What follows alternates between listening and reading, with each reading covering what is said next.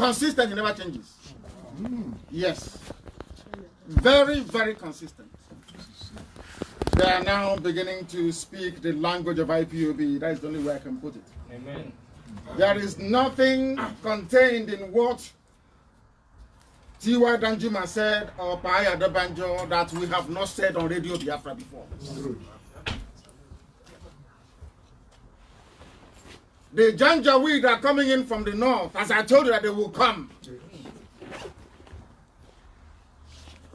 They are strangling us economically, socially, and culturally, as I told you they would. I also told you that if you serve the zoo, you will come back in shame. Yes.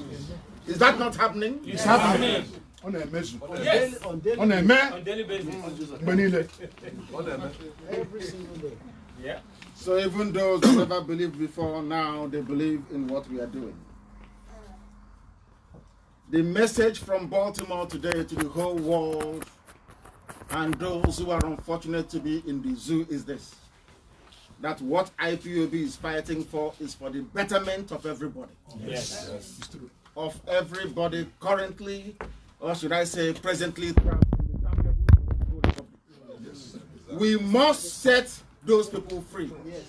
For us to be completely free, we must set others free as well. Yes. And that's exactly what we're doing. Yeah. And I'm glad to say that their senses are now coming back.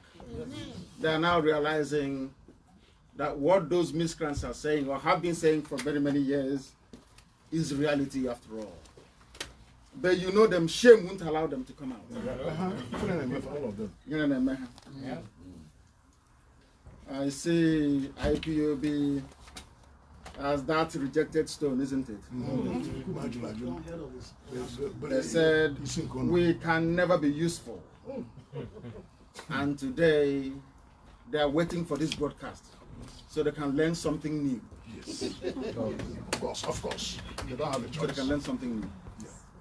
And you are the reason why I travel all over the world, very proud, determined in this very effort. Of course.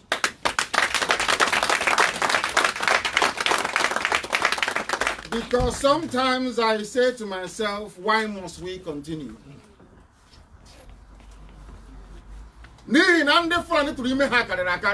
Amongst us. People who don't understand the divinity of this very message. Biafra restoration is spiritual. Yes. It's not temporal. Yes. Forever. That is something that we need to appreciate and understand. Yes. Biafra restoration is not a franchise. Only it's not about that at all. Never.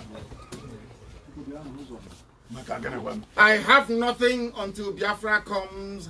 As I said to Elohim in the oath I took at the temple in Jerusalem. Yes. That I will have no earthly possessions. Never. Until Biafra is restored. What we are doing here is not a business. It's not a franchise. What we are doing within IPOB is the calling of God Himself. Yes. That's true. It's true. It's you. And that is why our enemies, regardless of the vast resources at their disposal, they are the ones who are panicking. We are not panicking. Never. We know where we are going. Of course.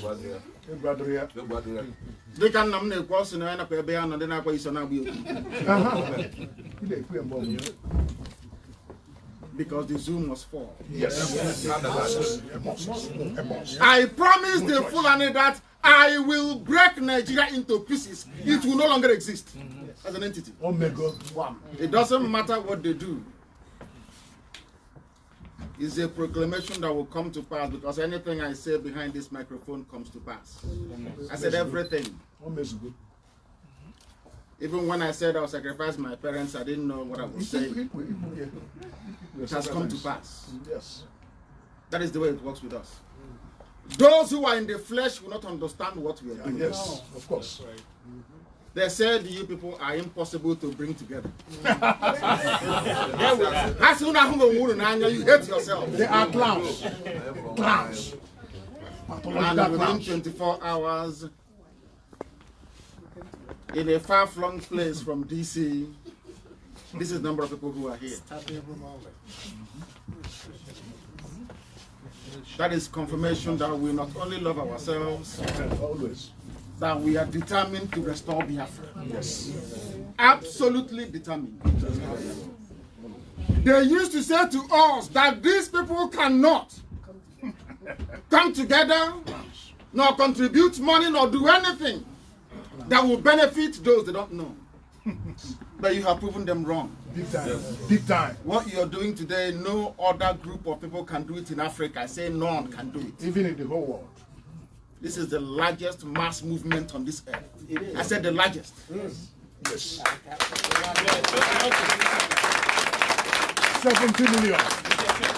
And the era of Fulani emasculation of other people has come to an end. Over. Forever. It is over. Over.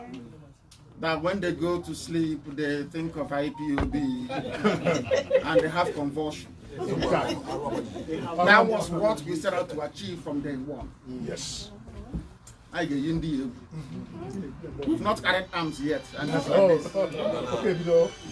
Did you see our men in nowhere at all? Did you see them in nowhere? Yes. Can you imagine giving those men arms? What will happen? Pretty quick.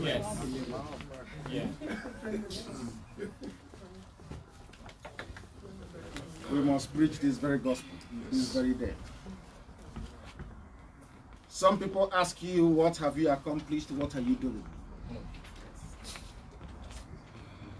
But, Deputy Mamemaka, on my way here, they said that the Inspector General of Police, I'm reading from Guardian, have now ordered the immediate removal of every illegal checkpoint. Yes, I saw that. In our part of the world.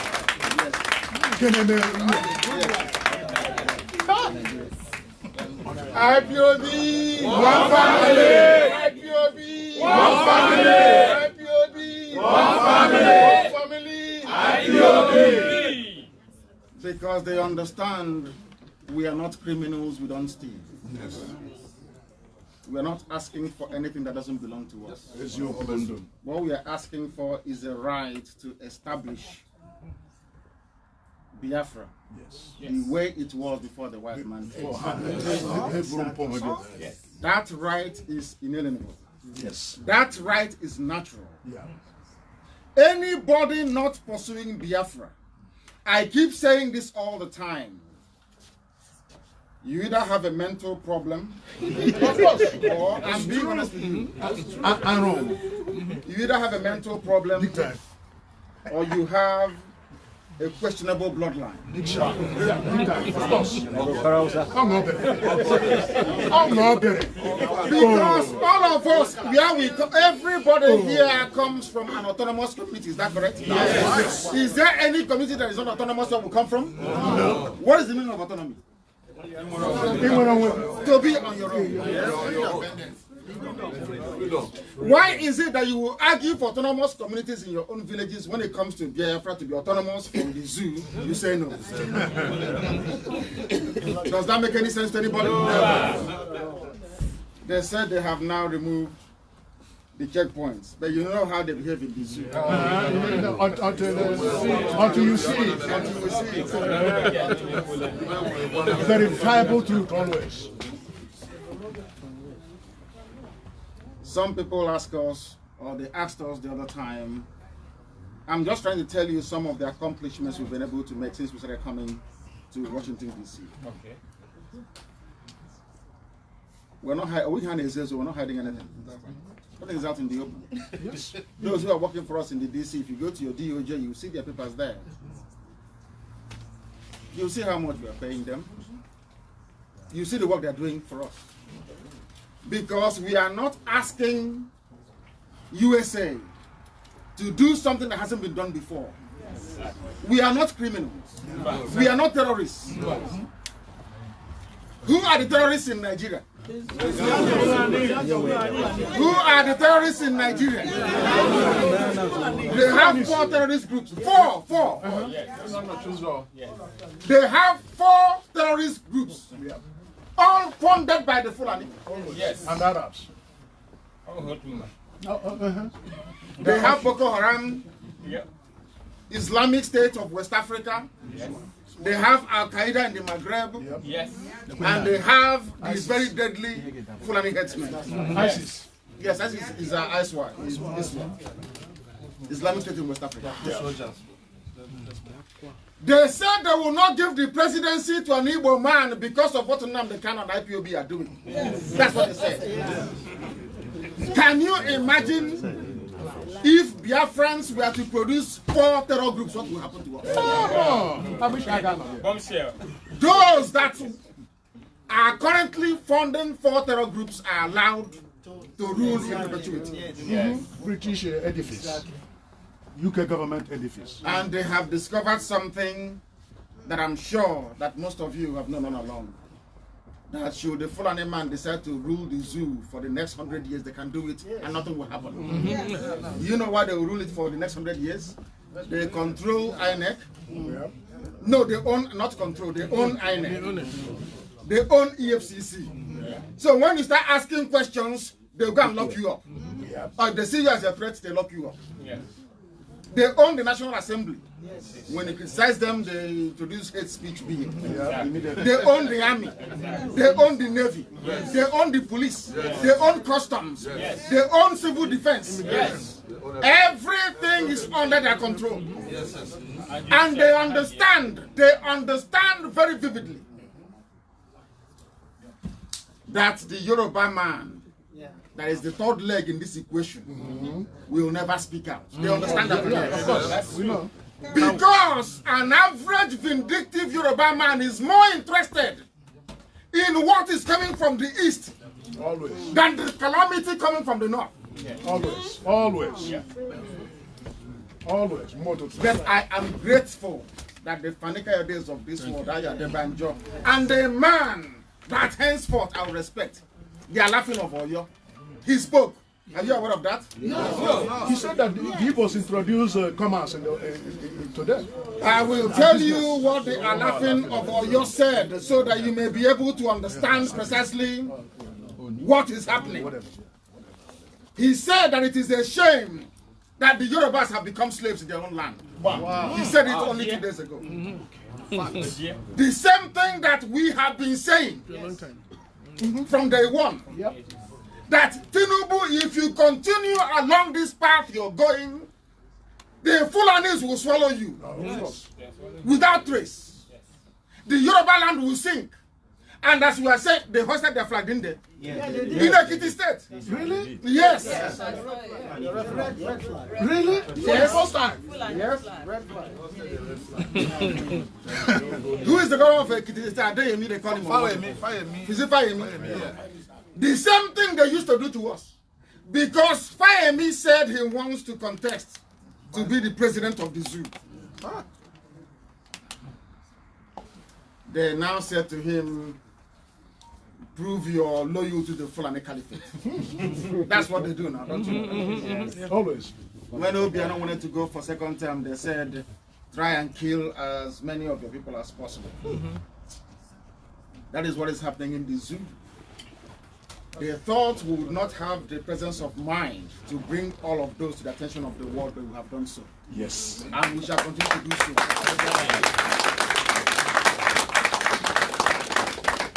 To put it the way the Oba, this is the foremost paramount ruler in Yoruba land. Because if I were to say this, they will say IPOB, they have come again. They are sowing seeds of discord. I like Yoruba people, I have nothing against them. But they are misdirecting the competition to the east. They should face the north. Yes. Right. Because we have nothing against them. Absolutely nothing against them. It's jealousy and the wickedness. They can't hear me at the back? For production after this? Okay. It's just because of the echo, that's the problem. Is that okay? No. You're fine. I don't think I need microphone. No. The room is small. You don't need it. But we're live on it. Yes. I will tell you what the Alafin of Oyo said. In line with everything we have been preaching on Radio Biafra, to prove to you that the whole world is listening. He said, it's a shame that the Southwest has chosen to feed on the crumbs from the table of illiterates. Yes. Wow. Big time. For the first time. Everyone is now awake. For the first time. Wide awake. Now the Yorubas understand that Biafrans, the East, is not their problem. That their problem is coming from the North. They now understand what the Janjaweed have in mind for everybody. You get culture. And while some of us, even the very few who are here, not in this hall, of course, but those of you who are being sponsored by corrupt politicians from back home, you must understand, as the days of these corrupt politicians are numbered, so are your days as well. Amen. Amen. Amen. Yes, exactly. Yes. That is to tell you that what you're doing is not a joke. Yes. The zoo is now paying attention. Very close attention. And as we are moving from building to building on Capitol Hill, office to office, so is the zoo. That is the question. How long can they do it? Are they more hardworking than we are? Never. No. So they will never ever succeed. Exactly. Not today, not tomorrow, not forever. The trick they are playing is very simple. Subdue these people and keep the result away from the knowledge of the world. Yes. That's what they're doing. That if you go now to talk about what happened to us, they'll say, oh no, that was is 50 years ago. Let's talk about what is happening now. And we say to them it's not changed at all. We tell them that the Fulani Muslims are killing Judeo-Christians from the East. They say, no, there's nothing like that. It's not happening. Are you aware of that? Yes. Yeah. How much did Buhari, when he was alive, give to the Clinton Foundation? $500 million.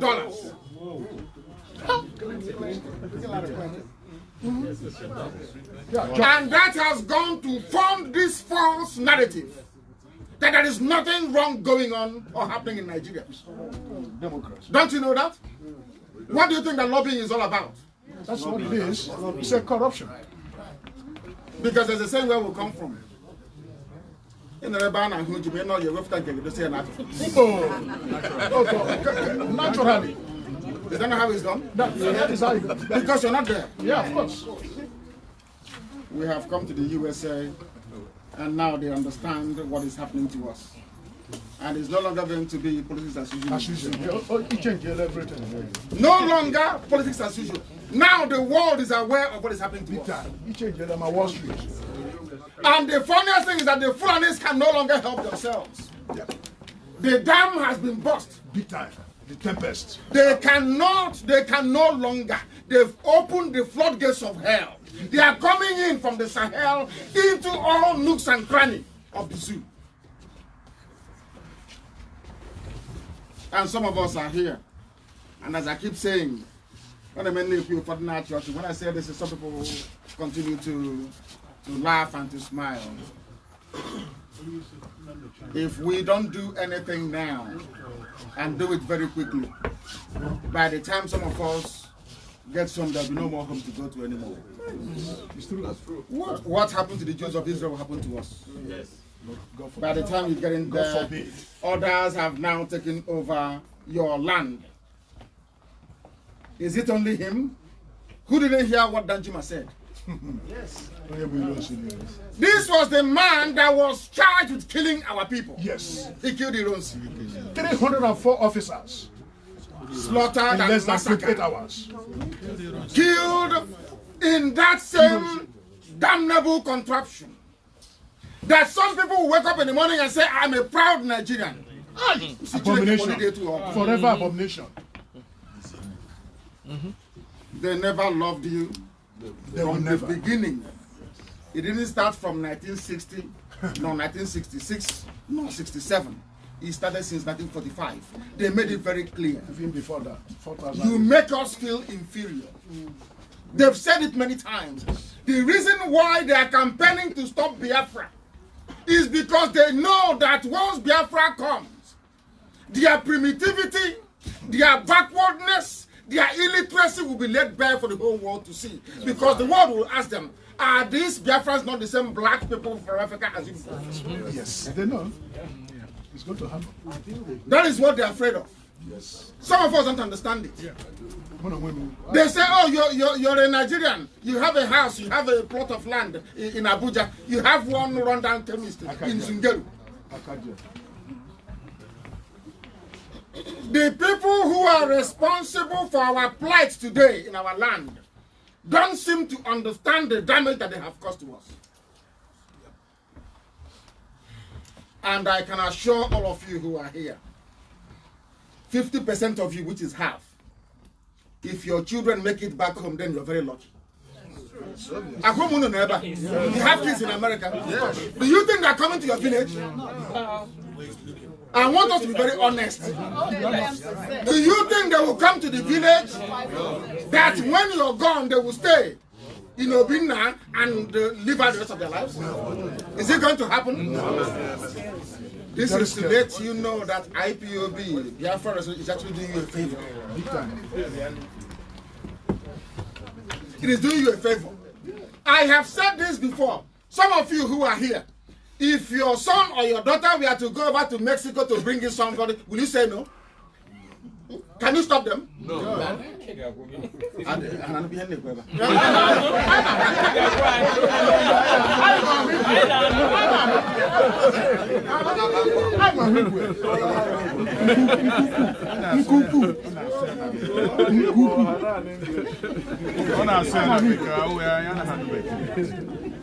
We have too many enemies. Yes. Too many enemies. Ordinary town hall meeting in Baltimore.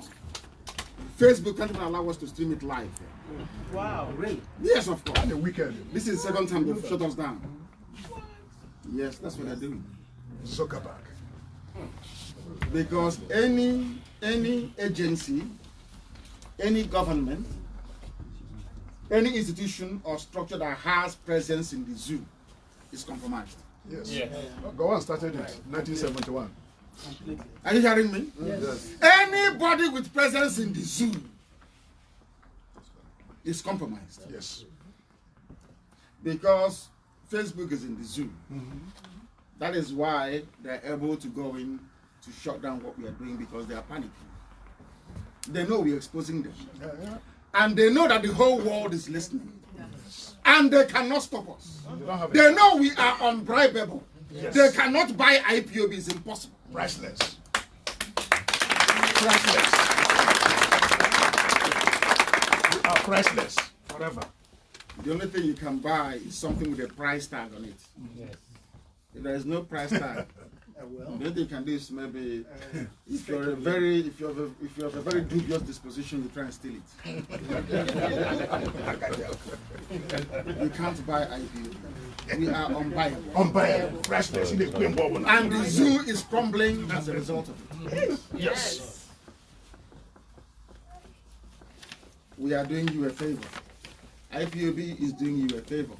The only chance of having those your lovely children, your sons and your daughters coming back home to answer your name, join Otumunna in the village, is through IPOB. Yes. Only with the coming of Biafra. Yes. I'm even sure that some of you, were your children to say, I want to go home for Christmas, you will say no. Because the place is unsafe. Yes.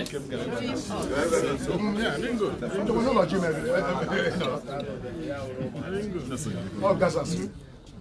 Gaza. Come over here. Oh, please, Deputy, can you come round? So if this goes down, we'll battle Facebook.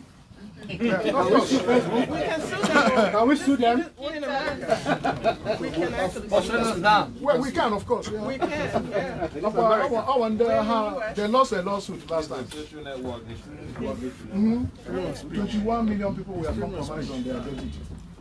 The whole world is listening, please, for information. We are live to the whole world.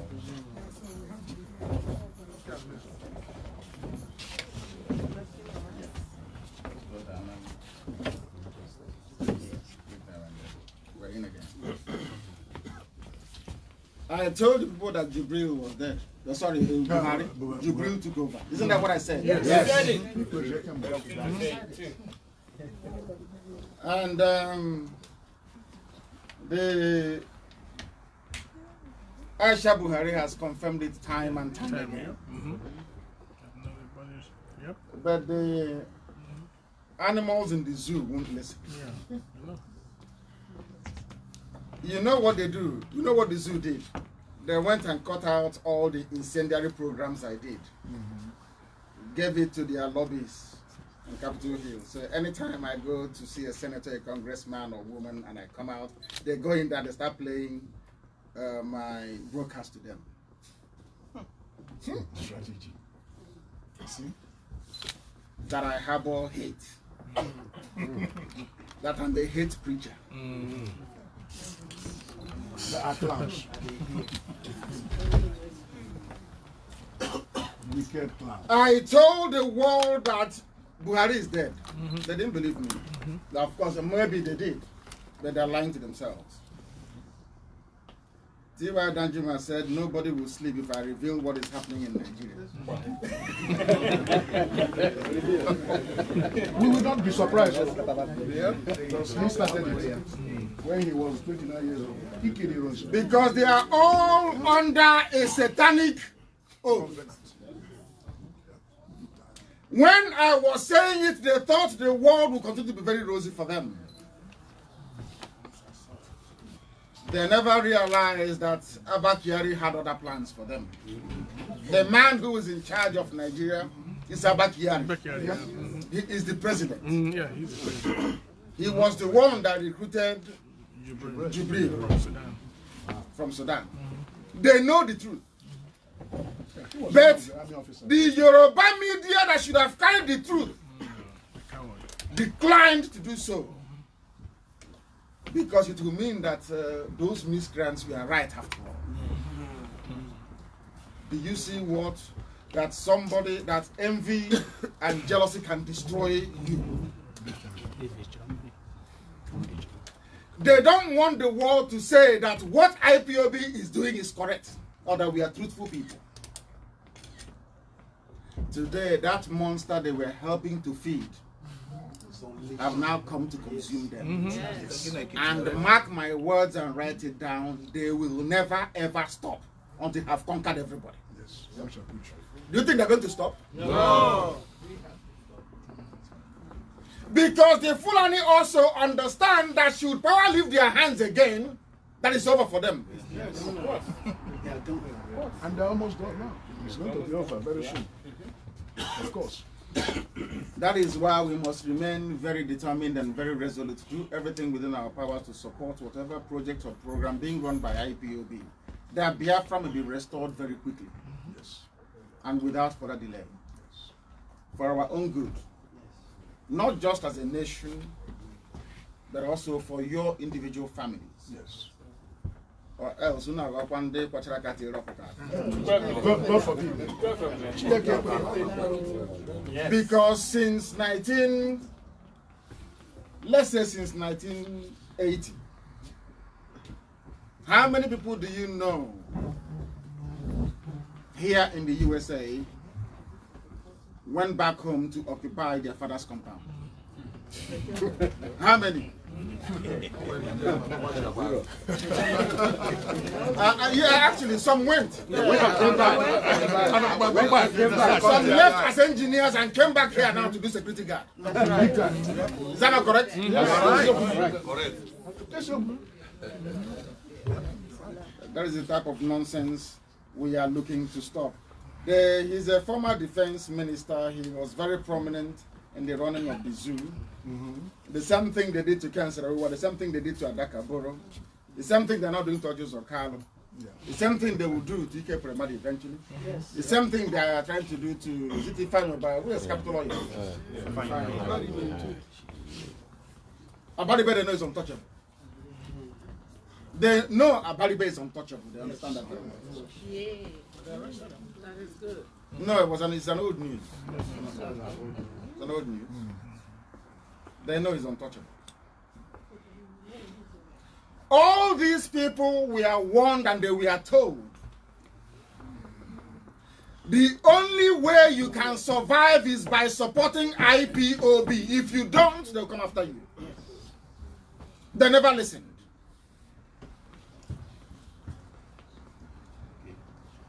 And today, what is happening to them? The Fulani people who are corruption themselves. I mean corruption. That the ones now pointing, accusing fingers, saying that other people are corrupt. So you are telling me there is no corrupt governor from the north? That is Hausa Fulani. Or Fulani, so to speak, not Hausa. Because Hausa people are victims themselves. I'm sure you all know that. Yes. The same way that I warned you that what Fulani did to Hausa people is what is going to happen to everybody. They are very clever. They are very, very clever. They come, they say we are fighting corruption. They've been fighting corruption for the past 400 years. They isolate a few number of you. They convince you that their cause is worthy. That Buhari has come to fight corruption. They stand on that to destroy your way of life. Is anybody from Enugu State here? Yes. Okay. Why? Why?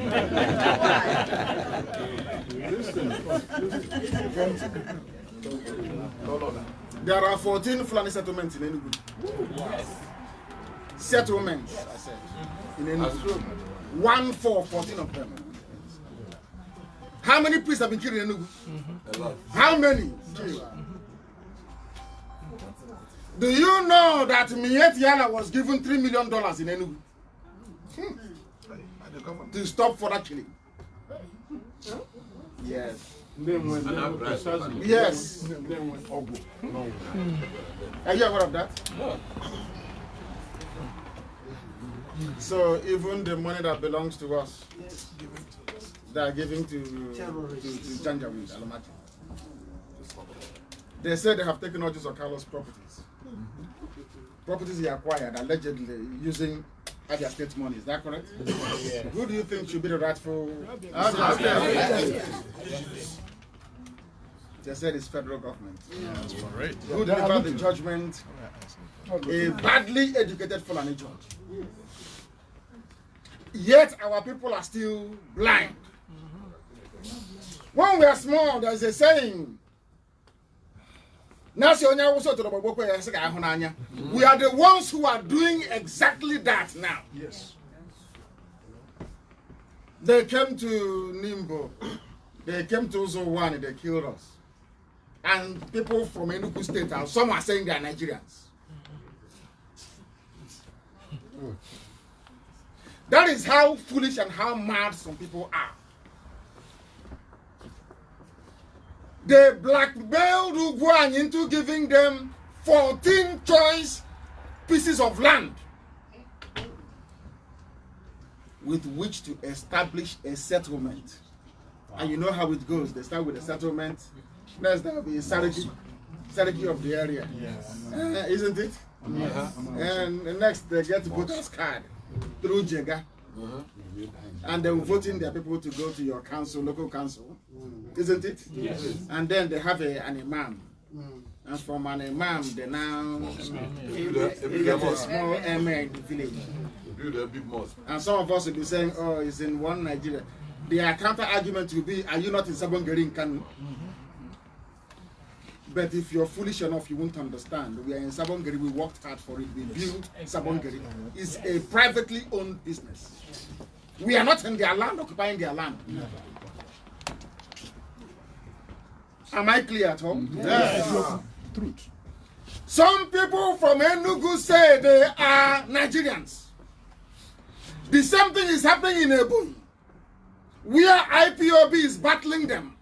I say it openly everywhere I go to. We are battling them. There is a war in Ebonyi State, and we're fighting them. They are killing us, and we're killing them. They understand that very well. The state government doesn't want to talk about it. The police and the army doesn't want to say it, but we know what is happening, and we are saying it. Some of you are not aware of the sacrifice that IPOB is making in Ebonyi State. Without IPOB, would have been gone by now. Yes. What some of you see is what we do on the surface. You don't see what we do when the lights are out. And it is all thanks to some of you, or should I say all of you. Where's the coordinator? All the people here, are they with us? Not all of them. Most are with us. Most. No. There must be. Of course, I don't have a good choice than this. I want you to understand something. That the work we are doing is for your own good. Of course. It's for the good of yourself and your family. If you don't fight for Biafra, who is going to fight for Biafra? I asked before we started, would you prefer that we do nothing and sit at home and do nothing? No. No, I'm asking them. No. Anybody in America that is not part of IPOB, would you prefer us to sit in our respective homes and do nothing about it? No. Eh? No. Where's the deputy? What did Tanko Muhammad say a few days ago regarding Sharia and the Constitution? They said they will see it in the Constitution. Exactly what I said when they appointed that Pawentapa. I said it. That's what happened.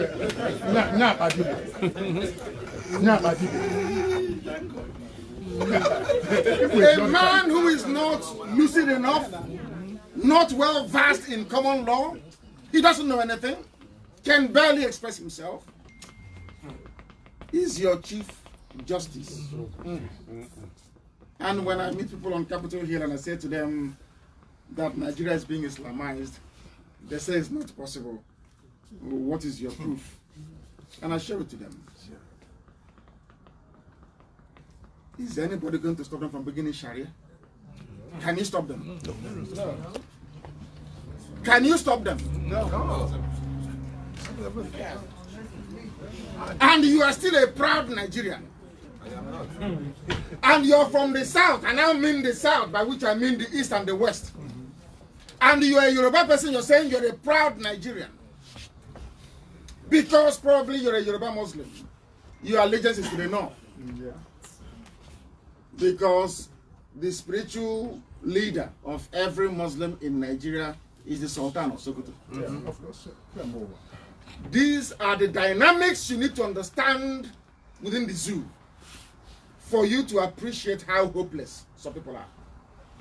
Therefore, it does not matter if you're a militant guiding pipeline in the south. It doesn't matter if you're from a Lorin or from Kwara. It doesn't matter if you're one of those people that their village or their land was forcibly appropriated to make way for Fulani settlement in Ebonyi. Once you are a Muslim, you are answerable to the Sultan of Sokoto as your leader. Do you understand it? Yes. Do you now see why a sizable number of Yoruba people will always misbehave? Because they get their orders from the Sultan. These are the things that most people do not understand. Whereas you have some Yoruba people who are sensible, who are trying to do the best they can to liberate the Yoruba race. You have other people who are far more interested in maintaining their religious brotherhood by pledging their allegiance and, of course, giving it to the Sultan of Sokoto. Do you now understand what is happening? Do you now see why there is need for us to make haste immediately to ensure that Biafra is restored? and the role that you all need to play in it. Not by wasting our time and opening banks and doing things that no one asks you to do, things that are irrelevant. And I'm asking, how many of you here have spoken to your congressman or senator about what we're passing through back home? I did. Only 4 people in this back room. I'm trying to go to Senator Van of Maryland. You should try and do that. Yes. There will be a program we are rolling out. That very effort will be managed by our deputy, Mazi Nnamdi, to ensure that wherever we are in the USA, that we make contact, regular contact with our delegation to Capitol Hill, by which I mean senators and congressmen. Absolutely vital, very key in this very effort. You may see it as nothing, but it is huge. Yes. I assure you. They will listen to you more than they listen to me. They are now coming from the UK. I'm never ever going to vote for them. They know that very well. That you are the ones that vote for them. And your vote will always count. And there's one thing about Western politicians, they don't play with their constituents. Never. They don't mess with They don't voters. miss them. Some of you here can do more work than we are doing. Not by going back and hatching a scheme that is irrelevant. Despite the fact that some of these people may be under oath. You know, in this very effort we are making, I said before that this race to restore Biafra is a divine project. And the same way the zoo are busy pursuing us all over Washington, D.C., is how Lucifer is pursuing some people as well. Within our view. Of course. Lucifer,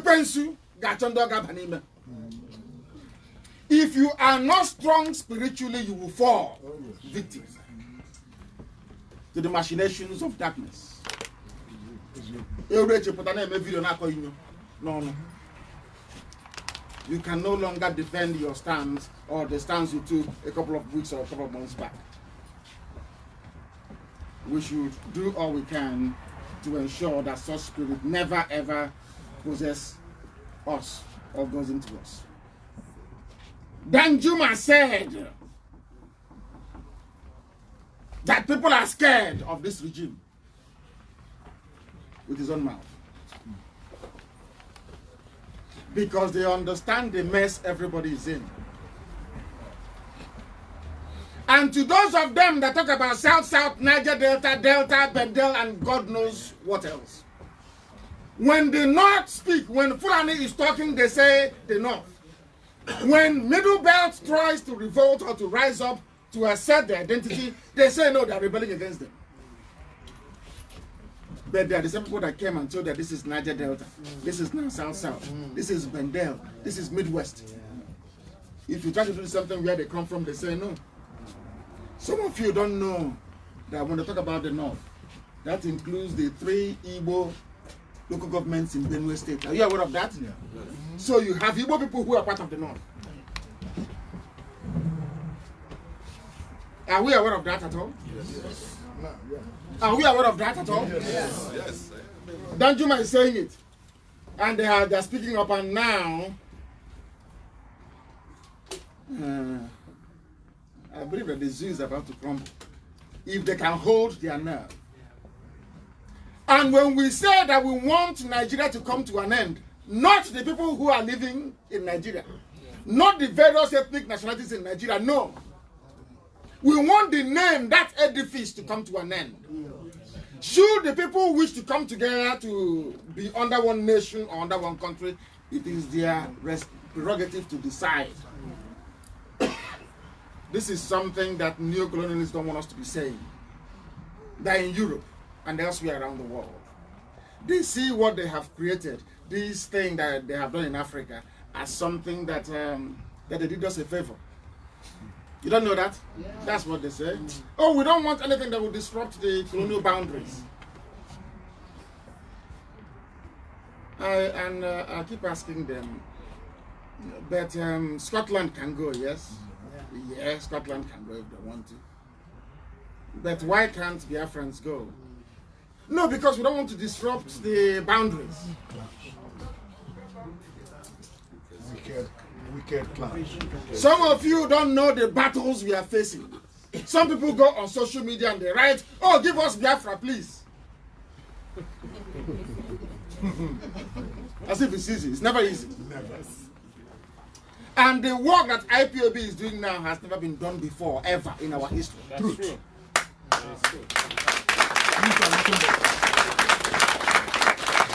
Do you know that after the war, according to Irish records in Ireland, which they say is 5 million, isn't it? I keep saying 3.6 million. The Irish newspaper published and said it's actually 5 million people that died. Yes. 5 million dead. There was Ohaneze in 1976 after the war, so to speak. There were no group of people that came together to say that what happened to us is wrong. Let's try and correct it. Everybody jumped into the wagon of one Nigeria.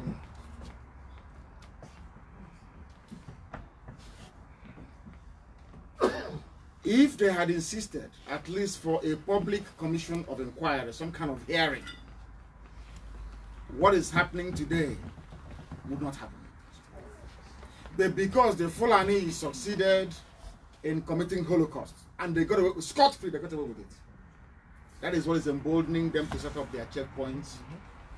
That is why if they slap you and you slap back, they kill you. That is why when we come out to protest, they shoot us. Because they were not held to account before. Yes. And those that want to be called leaders failed in their duty as leaders then and are still failing till this very day. Yes. It's true. Armenians in America, again. You know Armenia? Yes. America. Have you heard about the Armenian genocide? Yes. Have you heard about it before? Yeah. 1921. 19 again. 1921. Armenian genocide was recognized here by Congress. When? A few days ago. Because Armenians in America said if we don't do anything now, the Turkish government can come tomorrow and even kill more people. So when you bring your suffering to light, you're putting the perpetrators on notice that the world is aware of what you did before. So if you start again, they will hold you responsible. But we have not done it. I don't live in America. I said it from the beginning, those who started with us from initially. 2 sets of people will get us Biafra. 2 sets of people. Or 2 things will need to happen, sorry. 2 things will need to happen before Biafra will come. What are those things? The involvement of our women and the rising up of those of you in America. Only America, only. One ever can give us Biafra. Quietly and peacefully. Are you doubting me? No. We do it. We must. Everybody. I keep saying this all the time. The Somalis that came yesterday, are they more than us in number in America? No, sir. Let's be honest. Are they more in number than us? They are less than 10,000. But they're organized. Yes. They are organized. I wish for once we can put ego, put our self-importance, put our very greedy nature behind and try to be fools, maybe for about 6 months. We've been doing something, we've been wise all these years, we've accomplished nothing. Let's try to be foolish a bit, just only 6 months. And you'll be shocked what we can achieve in America. That 6 months, no envy, no jealousy, no greed. Just do as you're told. For only 6 months, you will see what we'll achieve in America.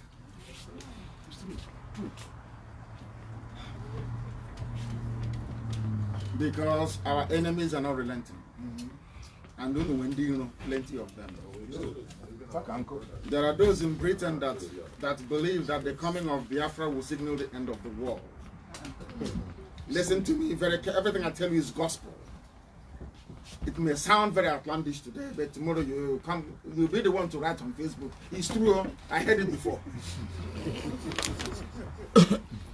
There are those that believe that Biafra, of course it's true anyway, that Biafra is the light of Africa.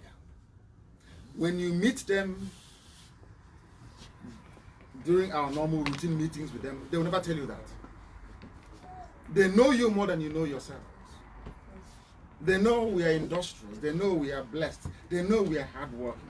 They know that engineers are born from our mother's womb. They know that very well. It is their responsibility to stop you from emerging. So you have more enemies than you can ever dream of.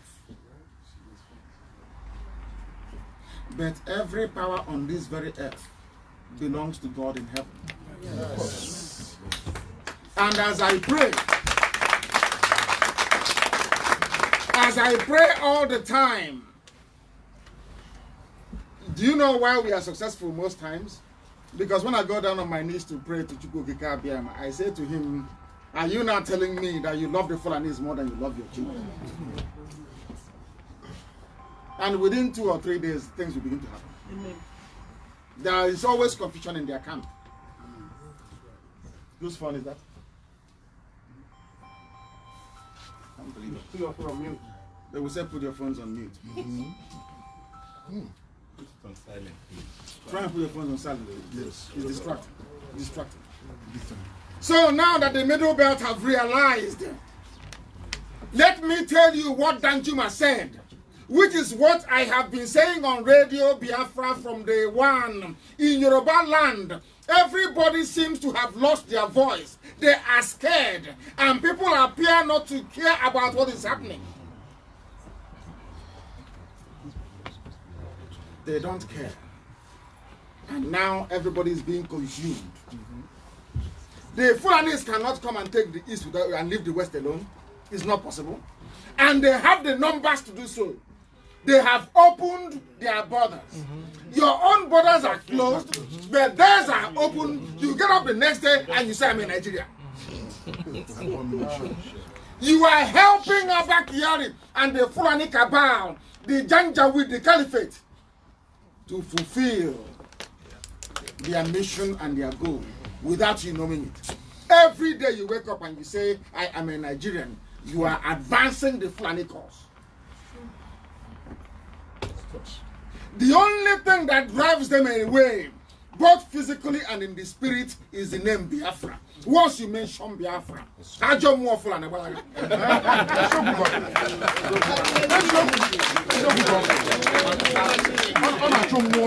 spirit. Always. Spirit. Danjuma said, if you want the details of what is happening in Nigeria, I'll give it to you privately. But I, Nnamdi Kanu, I'll give you mine in public. Yes. In public. That's what he said. He said it here.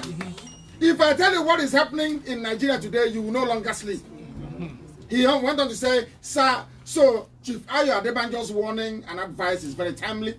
If you want details, I will give it to you privately. At the age of 80. Somebody said, what is he afraid of? And I said, because he is not a Biafran. Yeah. Only Biafrans speak the truth and damn the consequences. It's true. Only us. No other set of people. And this is something we all need to understand. The same isolate and kill they employed when they killed Sarawiwa, they used to kill Adakaboro before him. They will continue to use to kill us, to divide, to kill, to eliminate. That's the only thing they know. Once you're vulnerable, they pick you up. And you're gone.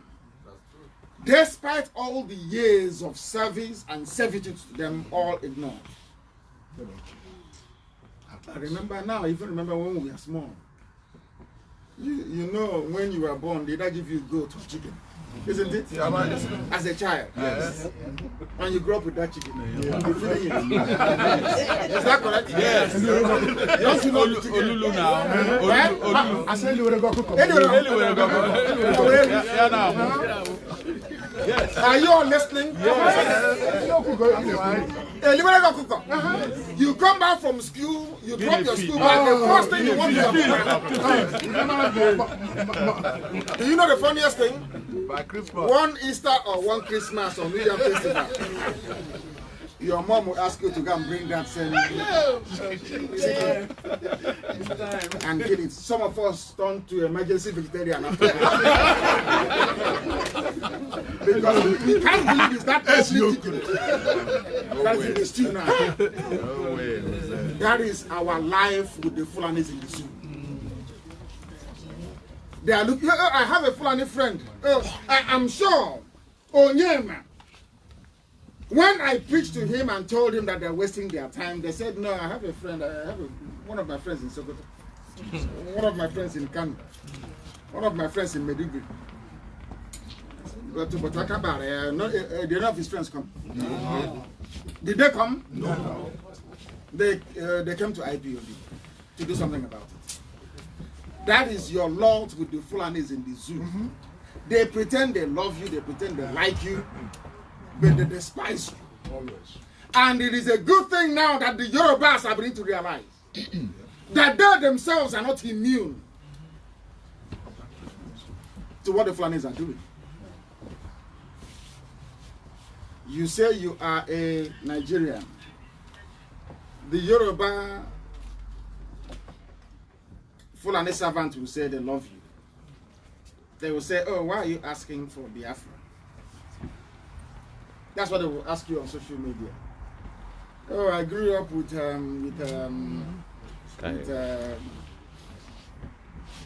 Adeyemi. We all grew up in Lagos. I'm against Biafra. I don't want this your Biafra thing. This your Biafra of the thing. I want to get the right word. That's your Biafra of the thing. That's your Biafra. Have you asked yourself this question before? Why is it that no seaport is working? Have you ever asked yourself that question before? Have you asked yourself that question before? Yes. Why is Iguacha Seaport not working? Why is Calabar not working? Why is Warren not working? Have you asked yourself that question before? Before you decide to be a good Nigerian, have you asked yourself why you have no international airport? On my way here, we drove past BWI, is that correct? Yes. International airport. Is that correct? DC. There is Dallas as well. Dallas, DC too. There's even the Reagan one. In a very small area, so to speak. Local one. 3 international airports. Ask yourself that is claiming you're a Nigerian. I'm Igbo. I have Yoruba friends. I have Hausa friends. And we play together. We go to club together. How many international airports do you have? And how many do they have? They're not. When we say what we say, people accuse us of hatred. Oh, you hate people. You know, that is a lie. We want everybody to be free. There is no justification for Yoruba to collude with the North, with Fulani, to suffer us, to kill, to impoverish us, to put us in so much agony and so much pain. The hold up yesterday is from Head Bridge on the Jatuore. Did you see the video? Hold up. And I keep asking myself, we have more people in the US than any other ethnic group. Is that correct? Am I wrong? That's what I used to do. Why must you keep quiet when such a thing is happening to your people? Do you think that the love of your people is by wearing Isiago and going to a function on a Saturday? That doesn't mean you love your people. Never. It doesn't mean that at all. Never. It means you're a greedy, gluttonous fool. Forever. The only time you identify with your people, albeit so cowardly, is when there is rice or chicken and the offense are involved. And drink.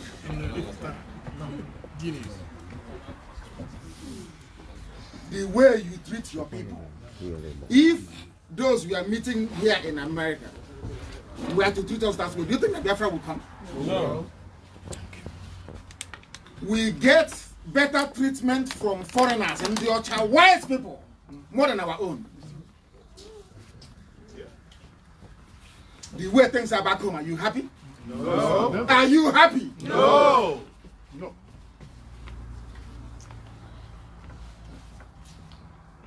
Anybody who lives in America and you have children, you say Biafra will not come. Your children cannot follow you home. Your name will die in America.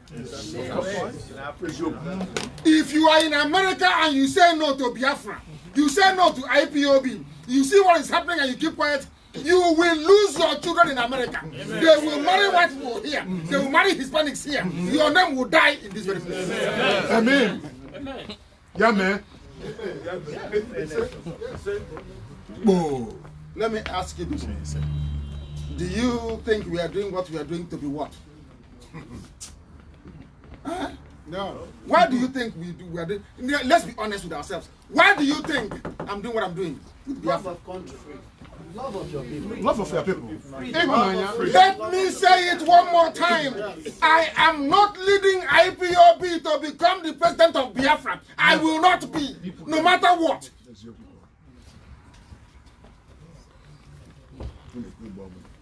I am not doing it so I will get contract or land Or influence. or influence. Whatever.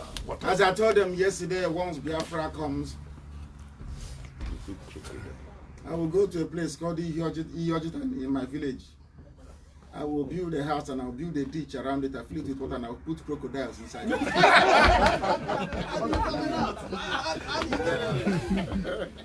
Because serving you people is not easy. It's the most difficult job in the world. Yes. I see Trump sweating sometimes what they're doing. I keep saying to myself, I wish Trump can come and head one group alone in Biafra land. I say how. I'm sure our coordinators are here, they can testify, isn't it? Our coordinators are here, isn't it? Sometimes I want my name. But all the same, we love our people because they're very unique. A very special breed. Yes. In spite of all the, I wouldn't call it disappointment, in spite of all the challenges, I think that's a better word we're encountering. There are people in prison right now. People have sacrificed themselves for this very effort. 28 died in my house that I may live. Because of them, we march on. And because of them, Biafra will come. I have no doubt. And our message to all those who are unfortunate enough to find themselves in the zoo, courtesy of the British, the mission of IPOB is to set everybody free. We are not going to come to your land to ask you what is in your land. No. Instead, we'll give you the ones we have. Yes. And I want to repeat on record, that every part of the zoo will receive abundant oil and gas to do with as they please. Anybody telling you that we are fighting for Biafra because of oil and gas, never. You will know that person is very, very stupid. Forever. And wicked. It is in our interest as Biafrans to make sure that Yoruba has oil and gas in abundance to grow their economy. Yes. Fulani the same. You need to understand what economic growth is all about. I will even go as far as the of West Africa. For the simple reason that it is in our interest that they are also developed. In our interest. I've said it before. Yes. I think America is about to sign the NAFTA. Is it the new revised NAFTA? Yeah, by Trump. Have they signed it? No, not yet. You have passed it. It is in the interest of America that Canada is doing well. Yeah, Canada. That Mexico is doing well. Yes. If Mexico is doing well, do you think they will cross over the border to come in here? if we don't help to grow the economies of Oduduwa, of our neighbors, so to speak, then the influx will be unsustainable. Yes, it's true. And we don't want that. We don't want that. We don't, not at all. Therefore, everything we preach, everything you hear, this effort to restore Biafra is the responsibility of every man, woman, and child in the USA. The state of Israel was born here. Yes. David Bangarin. Albania was born here. Kosovo was born here. Yeah. Even Eritrea was born here. It's true. Yeah. They don't even hide it. Southern Sudan was born here.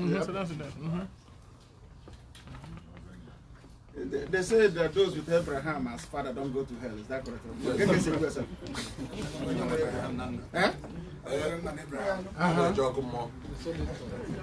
We have all of you in America. Why should I come to Capitol Hill and be struggling all the time to convince your own congressman or woman or senator when you're there already? And it won't cost you anything. And they'll even listen to you more than they listen to you. Right. These are the assets we have that the zoo cannot stop. Your congressman is not going to give your name to DSS back home. Of course not.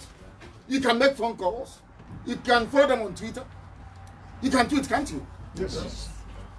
Don't tweet them, just tweet your local, even your mayor, and say this is what is happening in my land. We need to bring the issue of Biafra to the streets of America. They have already sent us Christmas greetings, most senators. Very good.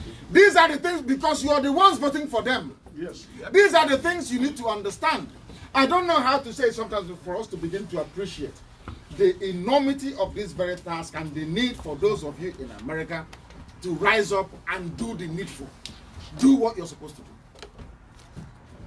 We are marching next year in July, is that correct? Yes.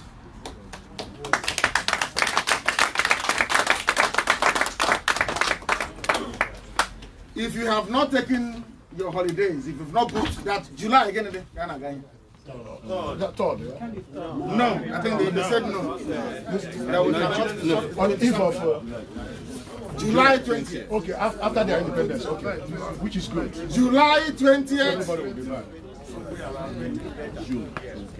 June 20th. Yes. So they brought it forward to June. Sorry, June 20th. Okay. They've changed from July now to June. You know, we are tenants. It's anything the landlord says. The flag will come out. Okay. The flyer will be out very soon. Right. Now, July 20th. June 20th. I'm here July and I'm listening. June 20th. June 20th. Yes. 2020. Go and get all your children and your grandchildren out of school on that very day. Is it holiday period or is it school period? Yeah, so yeah, school is about to close. Yeah, which is elementary school. Elementary school. Yeah, and the high school. We need all our children in Washington, D.C. Okay. For this very match. Everybody must come. I can show her number. Everybody must come to let the world know how big we are here. Educated population.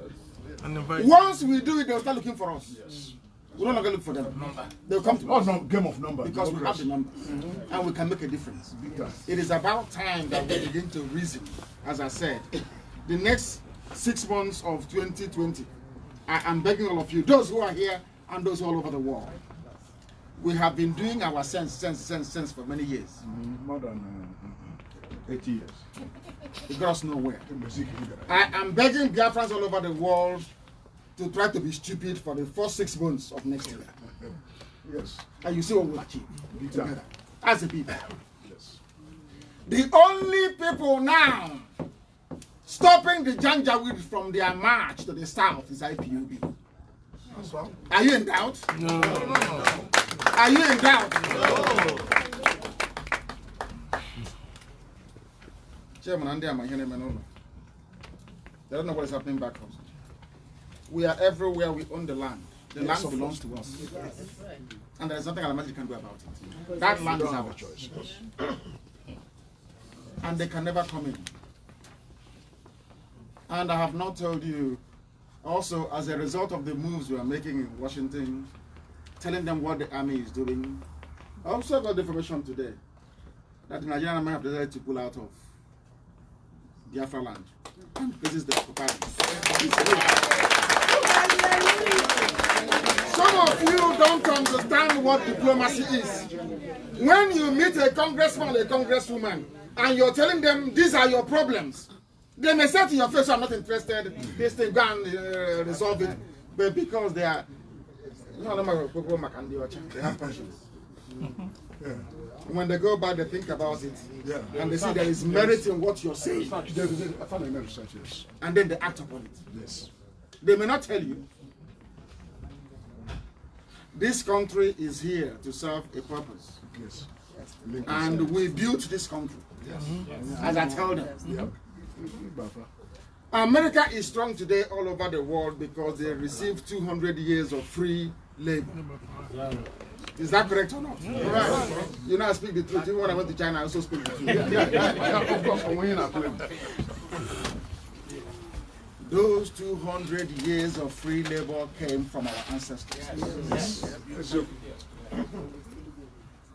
Is that true or false? True. So we must take advantage of our situation here to help our land back. Very, very important. Very, very important. Very, very important, please. The Zoo Army said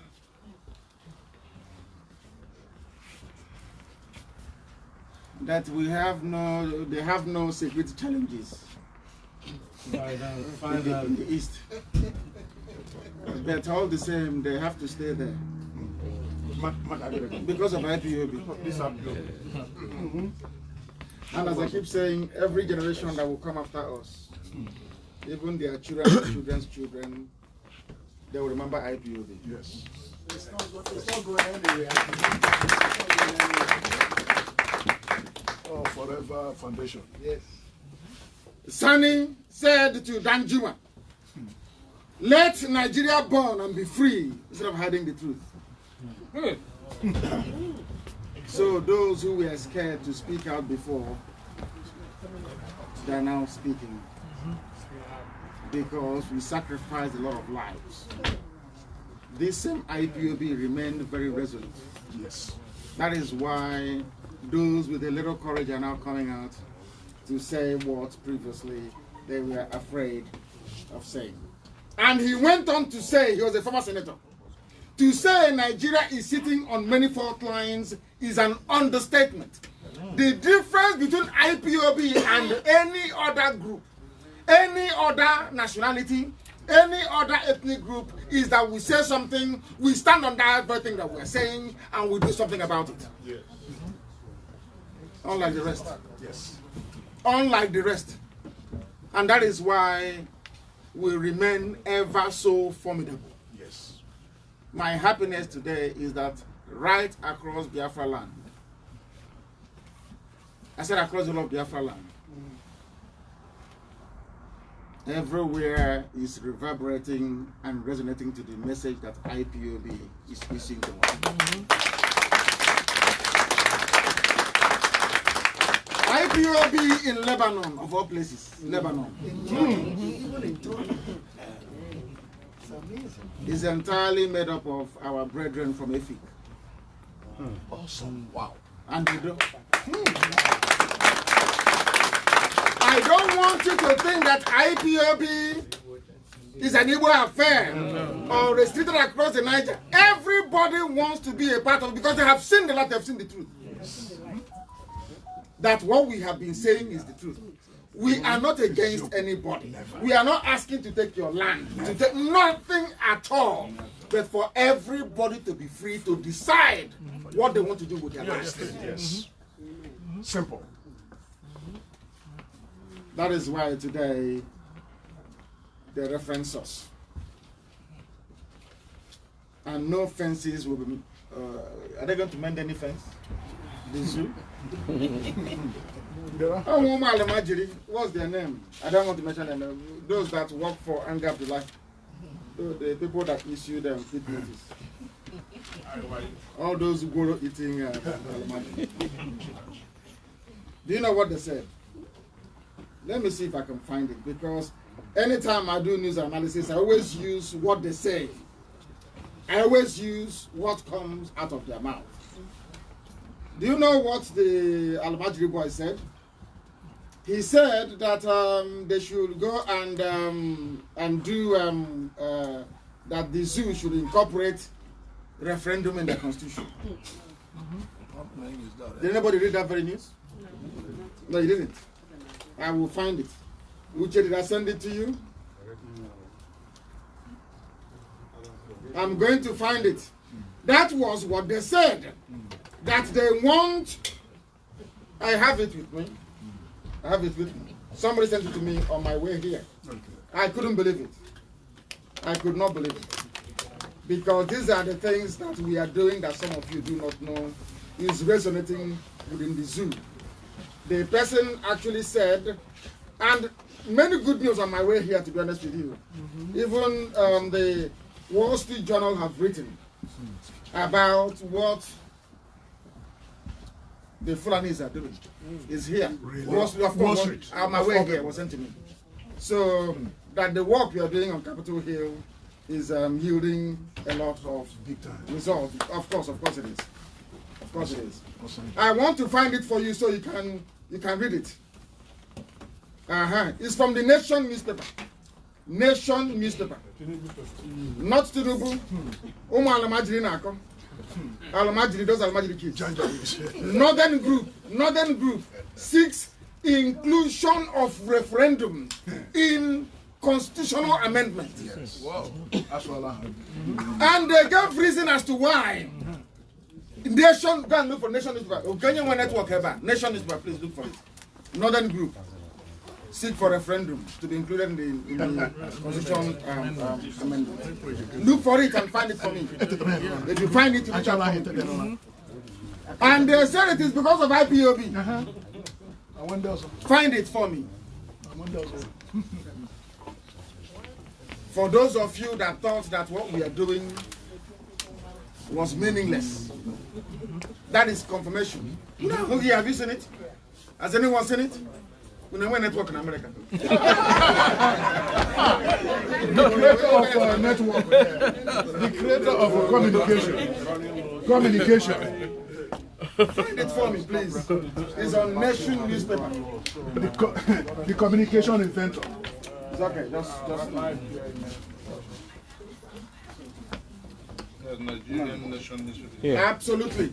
Yeah. Have you found it? You found it. Awesome. Thank you very much. Northern group seeks inclusion of referendum in constitutional amendment. Everybody can vote on both.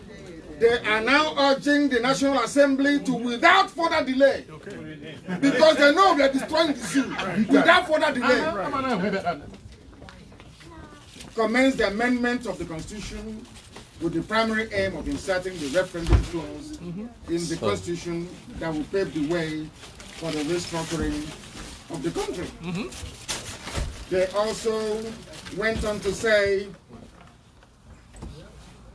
that they are now faulting the failure of previous administrations for failing to include referendum in the Constitution. Listen, which would have guaranteed member ethnic nations for the very first time. They are acknowledging that the zoo is made up of ethnic nations. Their right to self-determination. According to this Al-Majri that was saying this, if this clause had been in the Constitution, the country would have been saved. Listen to the grammar.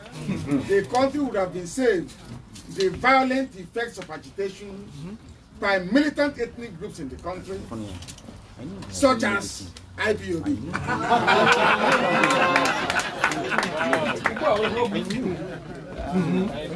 And I told you before that after dealing with them, they will beg us to take our Biafra and go.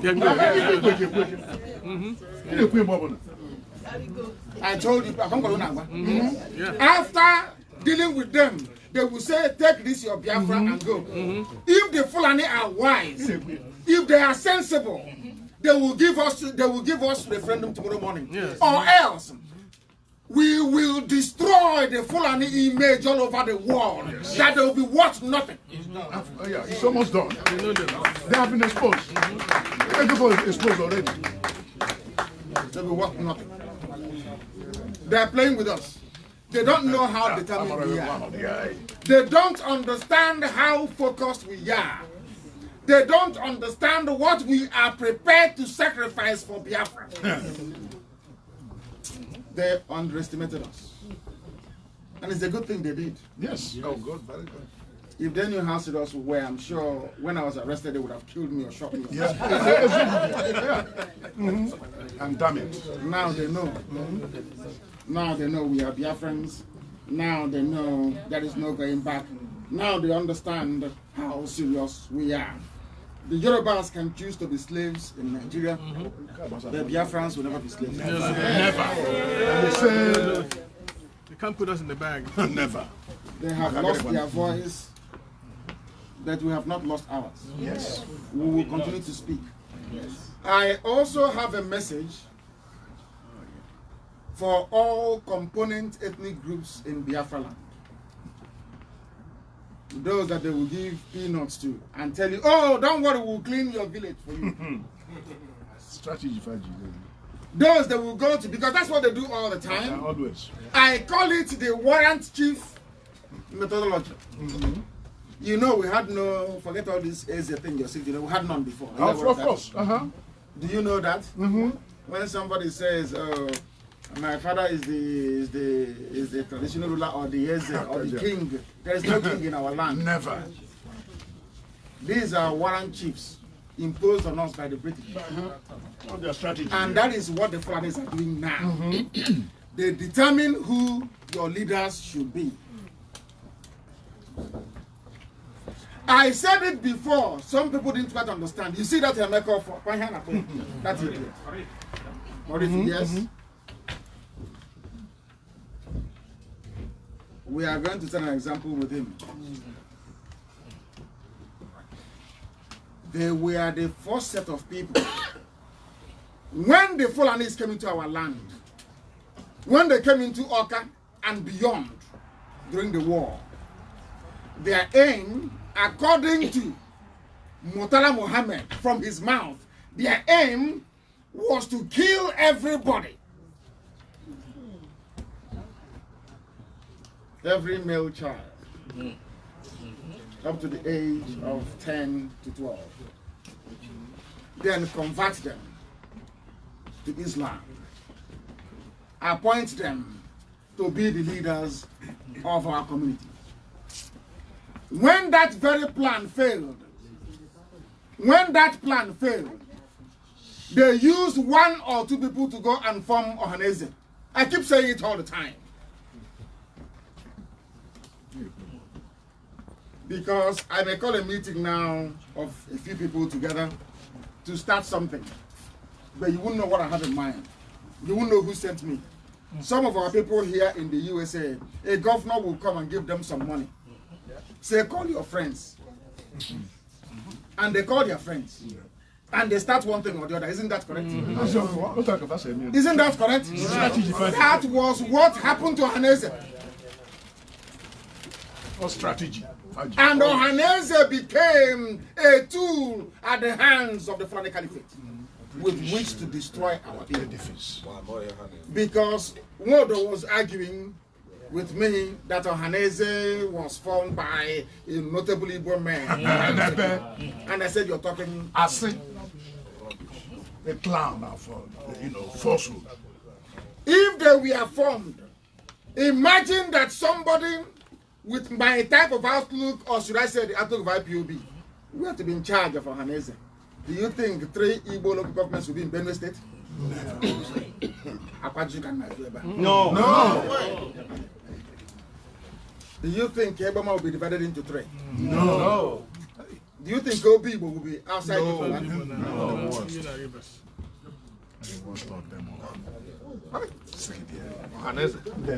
There's a place called the Jagam in Cross River State. Have you heard of that? Ejagam. Ejaga, which is Ejaga? Ejagam. Ejaga. Oh, no. Do you know there are Igbo communities in Cross River State? Yes. Are you aware? Yes. They cut you and put you. When Alamajiri wants to draw the map of the zoo, they put one tiny dot. That's what they're doing in DC. They come to the office of the senator. They show one tiny red dot in a green landmass and say, oh, these people doing all this things. They're only there. They're not even the majority of the people. That is why I say to our people, Inefi Kibibio, Anna, Eket, Oron, the job people. I'm very glad that we are now beginning to wake up in about the world.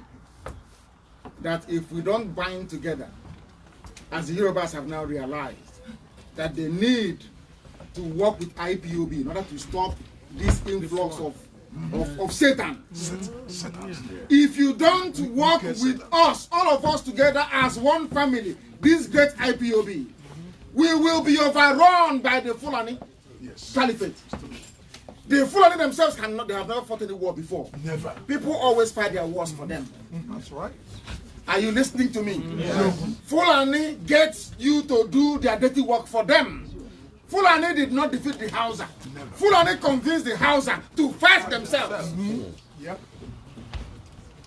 No strategy for During the war, Fulani convinced T.Y. Danjuma and the Middle Belt to fight Biafra. The entire infantry corps of the Nigerian army was made up of people from the Middle Belt. Yes, 75%. 75. But they are in Sokoto, calling the shots, saying, oh, we are one Nigeria. We North. What happened to the North? And I said to the North, if you were together and won, how come you started with only 13 states of Sharia? Why not the rest? Do you people know that the Baggy people, where Babangida or Babangida's mom comes from, they are agitating for their own recognition in the zoo? Those that own Abuja, are you aware of that? They call them Gware, their name is Baggy, but because in Hausa language they cannot, because of the syntax, they cannot pronounce Baggy. That's why they call them Gware. Yes. They cannot, and now, somebody that speaks Hausa cannot pronounce Baggy. They cannot. Go and try. It's just like asking them to pronounce president.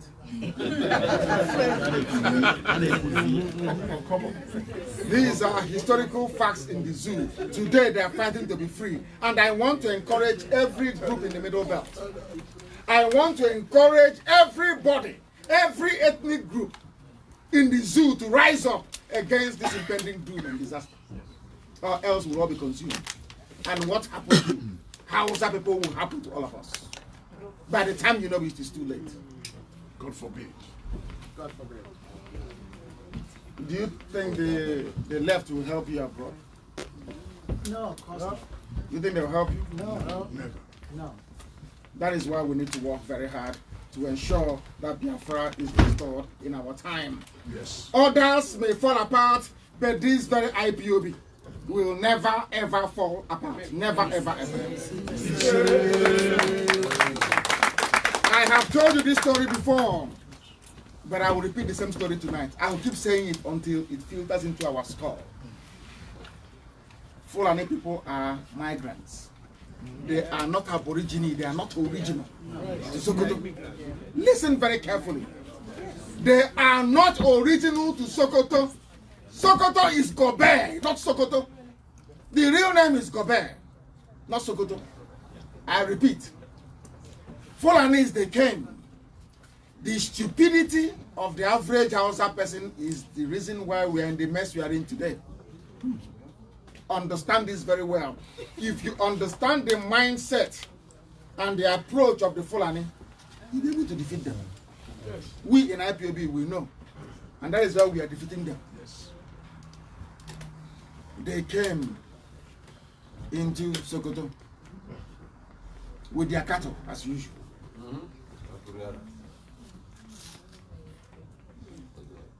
That happened in 1754. In 1754, they came into Gobe, pretending they have come You know what they started saying?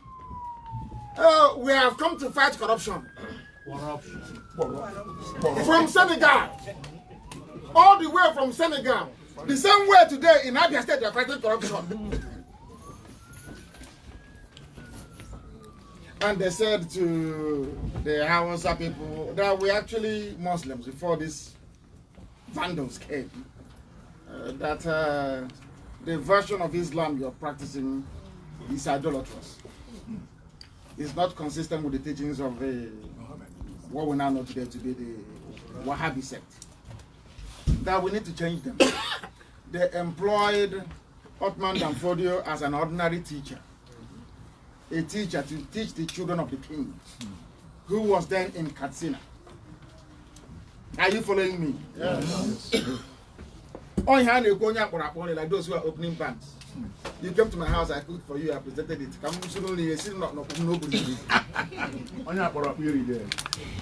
I called you to come and eat in my house. And you're not telling me that the way I'm shuffling the rice is not good, though. But it's my rice, I cooked it. And I invited you.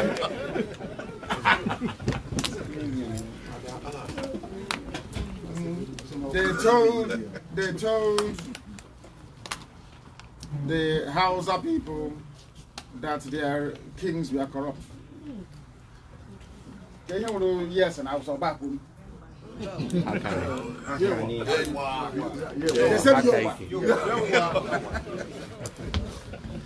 You did not ask the person telling you that your kings were corrupt what his motives were. And funny enough, can you turn off your phone? Please turn off your phones if you can. And put it on silent. Vibrate if you may, please. Please. And in 1804,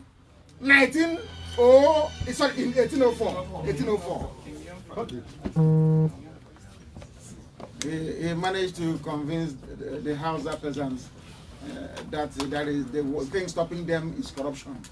That they have to fight this war against corruption. And they started war against corruption.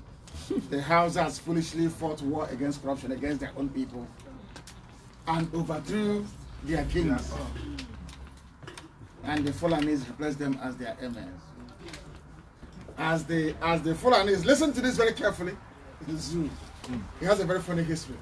As the Fulanis conquered the Hausa people, the Hausa helped them to conquer the Wagi people. Yes. You know the Hausa people, they have, is it 14 families they have, isn't it? The 7 bastards and the 7 legitimate children. And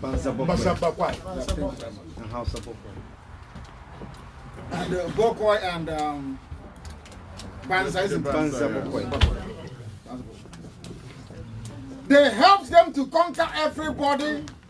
Now the Hausas help to conquer the Wagi people, who help to conquer everybody else, the thieves, everybody, all the way to Idoma. Now today some Idoma people are Muslims. Are you aware of that? Yeah. They conquered them. One innocuous Fulani plan to conquer the Hausa people ended up at the confluence of River Niger and River Benue in Kogiland. They started moving towards the east. When they got to Medugri, the Sheikh of Borno told them, no, that's here. There is Islam here already. Please go back.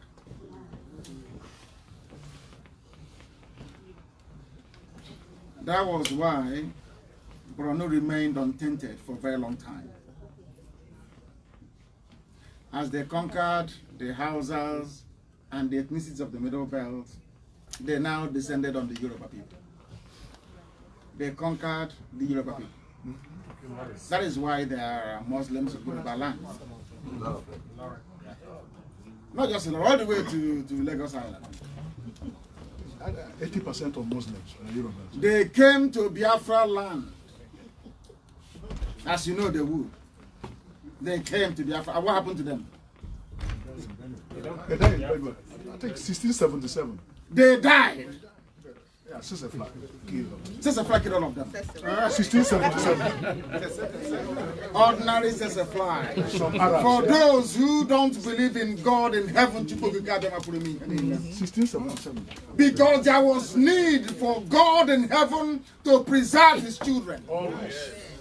Yes. Truth and nothing but truth. And they died on the plains of Benue. 97% of them died. And they were very, very upset about it. 97%. And Othman Danfodio swore that they would keep the Quran in the Atlantic. And the only person that they felt could do that in modern times was Muhammad Buhari. Yes, that's their mission. To bring Islam into our land, to conquer us as a people. Because we are very proud people, we are blessed people. Yes. That is why they are doing all they can to subdue and to subjugate you. So anytime you foolishly say to yourself, I am a Nigerian, you are advancing the Fulani agenda Yes. in your life. Not just in your own life. Anytime you rise up in America and you say, I am a Nigerian, you are responsible for your children not going home. Yeah. You are responsible for the end of your lineage. Because we give birth to children and we name them Ahamefuna. If Biafra doesn't come, Ahunu gave in America. It's true. I'm telling you, God forbid. The only thing that can bring your name back to the village, because the best days of our lives we spend abroad, isn't it? When we are dead, Oh, no, God forbid. when we are useless to our community, that's when they take us back. I need you to understand this very, very clearly. Americans are in America developing America, is that correct? Yes. Europeans are in Europe developing Europe. Only when they are expatriates. Even now, we've taken South Africa from them, they're now even returning back to Europe, some of them. How do you think that you can live in America, grow your family in America, and where you come from will be developed? How is that possible? Oh, some of you think that if you make your money in America and you go back home and you build a story building, somehow you've done something. Oh, no. Is that an achievement? No. Never. You built a house where you will live, I think it's an achievement. No. Huh? No, without What ID. contribution are you making towards the advancement of the lives of other people? No library, no hospital. No library, no hospital, No road. healthcare. Nothing. No road to the house. Search. Do you see why we need Biafra? Yes. And do you see why you need Biafra more than Biafra needs you? Yes. It's your good problem. Forever there. Because it sounds very perverse, but it's true. All the foundation. Biafra is actually a selfish enterprise. If you don't own Biafra as your own property, as your own thing, I'm doing it for myself, you fall by the wayside. Always. You can't do Biafra for Nnamdi Kanu or for whoever is not Never. You're doing it for yourself. Because in this Biafra, that is what will guarantee the continuity of your name. Yes. The development of where you come from. The pride you will feel as a free person. All this race, that. Are you not tired of it? Yeah? Go but I say black and white, black and every place. 365 days. Are you not tired? Are you not tired staying in the place where you are? You can never ever fulfill your life potential. Let's joke. Are you not tired? We are tired. Maybe some people enjoy being slaves, Yeah, I know. but I don't. Yeah, I know. I don't enjoy it Never. and can never enjoy it. House boy. Oh, Chineke with them. The matter go to outside. After doing your slave labor outside, you come back to your land, and Fulani Janjaweed is lording it over you, and you accept that? No. People who are illiterates, You go to school. I'm wicked. stark illiterates, You go to school. uneducatable, Never. impossible to educate, no matter how much you educate them. Alamaji will be Alamaji. Forever. For another 4.5 billion years. That's what they are. Their culture. I will keep asking the same questions that I ask all the time. Can you show me one Fulani poet? Never. No. Never. Scientists. Not. Can you show me one Fulani scientist? No. Do we have any Fulani scientists? No. How come they cannot do anything right? I have never met a Fulani doctor before. I will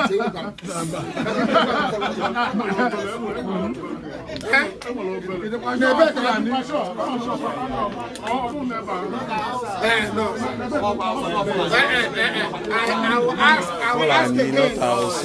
Where have you met a Fulani doctor? No, I didn't say Hausa doctor. yeah, I haven't seen them. Have you met them before? Have you seen them before?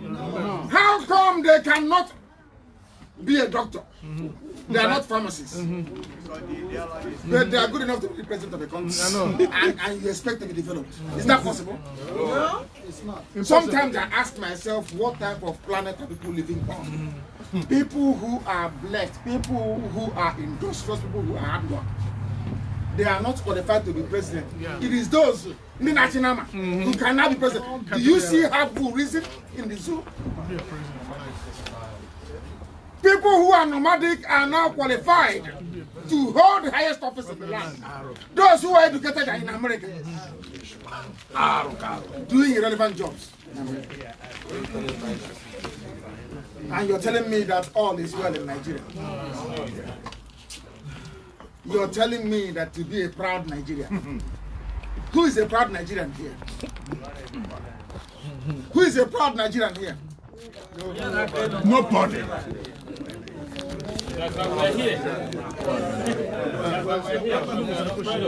I want people to understand something very, very important. It is your responsibility. Biafra is yours. You must own it. If you're not aware of what is happening back home, I please urge you to acquaint yourselves with the atrocities going on back home. If you don't know already, you ought to know by now that our land is under occupation.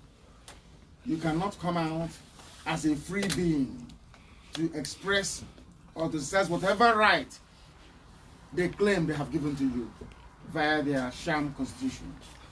That is why Biafra is going to come. And that is why nobody can ever stop it from coming. Therefore, as we are gathered here today, I must make it very, very clear that Biafra belongs to each and every one of us. Yes. IPOB is our own thing. It belongs to everybody. Yes. It belongs to everybody. And try to always resist the temptation, because the devil will come. I assure you. Try always to resist the temptation of the devil speaking through you, of always finding fault and not being able to do things the right way. IPOB is a family under one command structure. Only one, not two, not three, not four. Once you're under oath, you have sworn to abide by the structures of IPOB, not your own. I am fond of when people come to see me privately, we discuss one or two things that, we have in mind or what we are doing. And I've noticed that each time I do that, some people go out and try to implement that very thing that I've said we ought to do. And that is a very serious disease. We are not in any competition with anybody. All we want is Biafra. I've said it before and I'll say it again. Had Wazirike behaved himself, they would have done it for IPOB. I have said it many times. Had they been consistent, truthful and transparent, they would have done it for IPOB. I don't want our people to think that somehow we are in some sort of a race between each other. Our race is against Fulani, not Hausa. I keep saying Hausa Fulani sometimes. If we tell you what we have in mind to do, unless there is an order to go and implement that very thing, you are not allowed, you are not at liberty to implement it. I said, whatever thing you can do to ensure that Biafra is restored.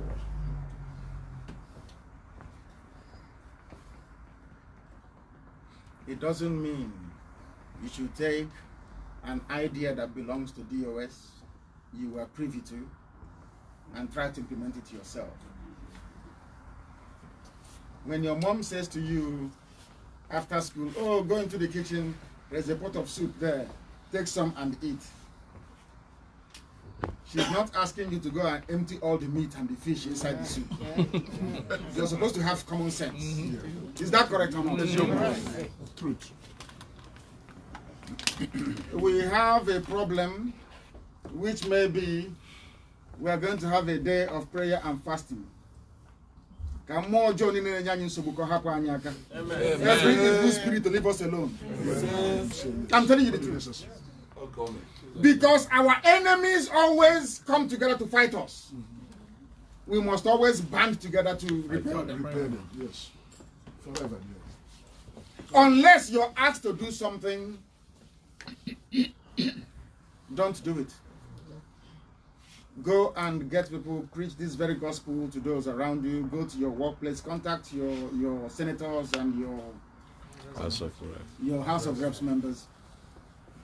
Take this very word of Biafra to them. The materials you will send to them, we will circulate to you. That's what we want you to do.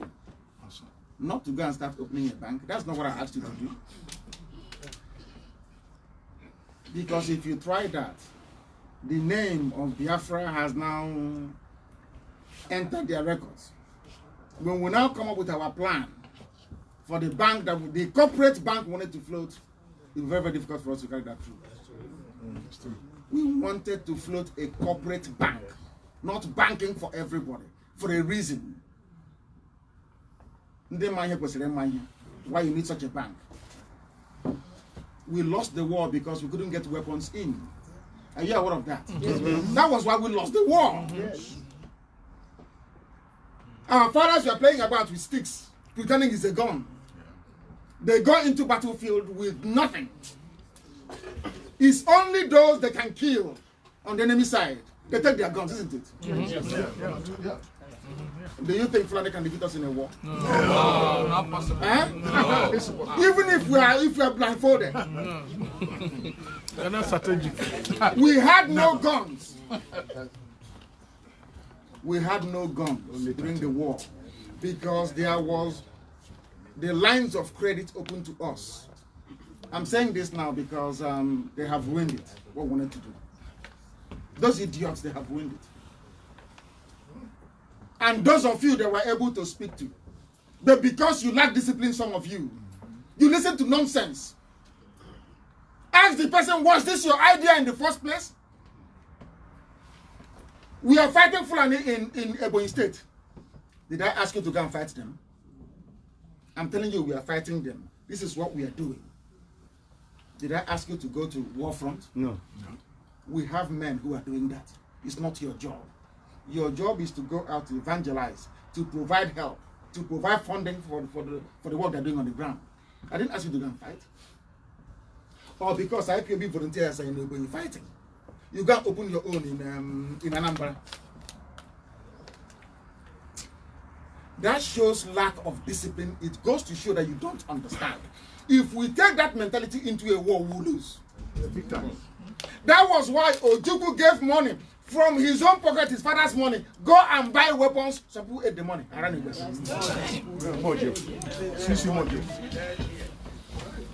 Am I speaking the truth or not? Yes. Truth. Yes. That is the same thing here. When you're given a responsibility, when we say to you, hold this position, hold it and do the best you can. I didn't ask you to go and do something else.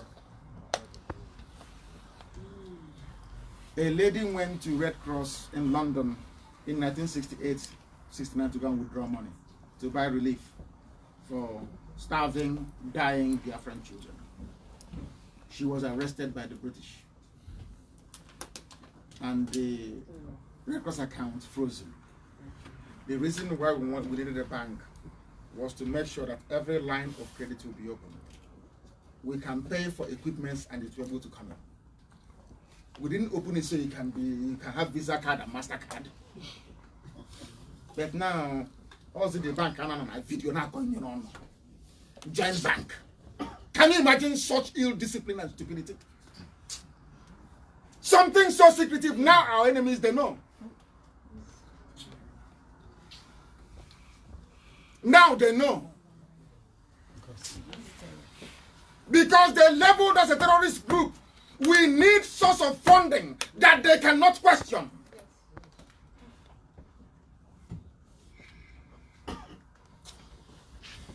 And Zuzu are in Facebook. Some idiots are there busy laughing and typing and liking as if they are mentally deranged.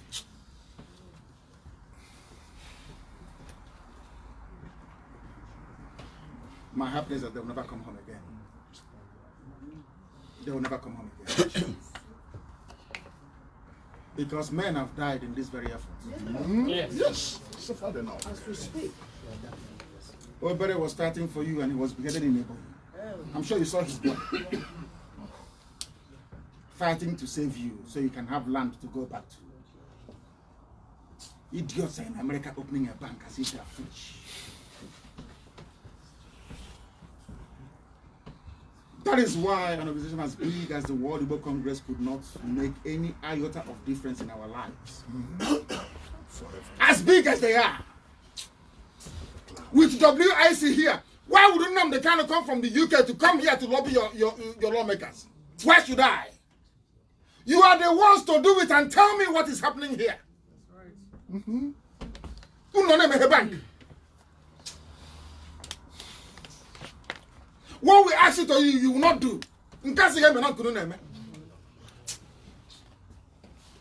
Ordinary $1.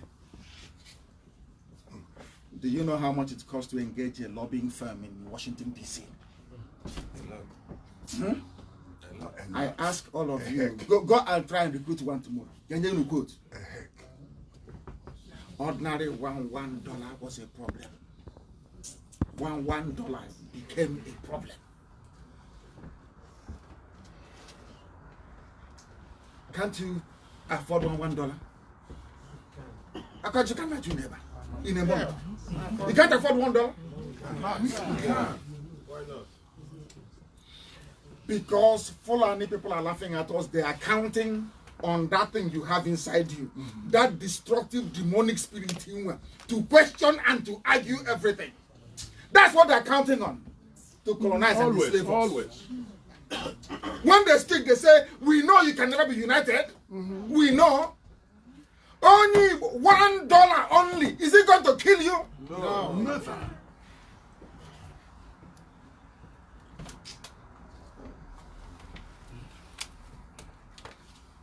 No $1. You're not an IPOB. You don't contribute. Later you ask us, when is this Biafra coming, sir? That's how they do. It's not funny now. It's not funny. Others came here and they got something, including very recently Tanzania.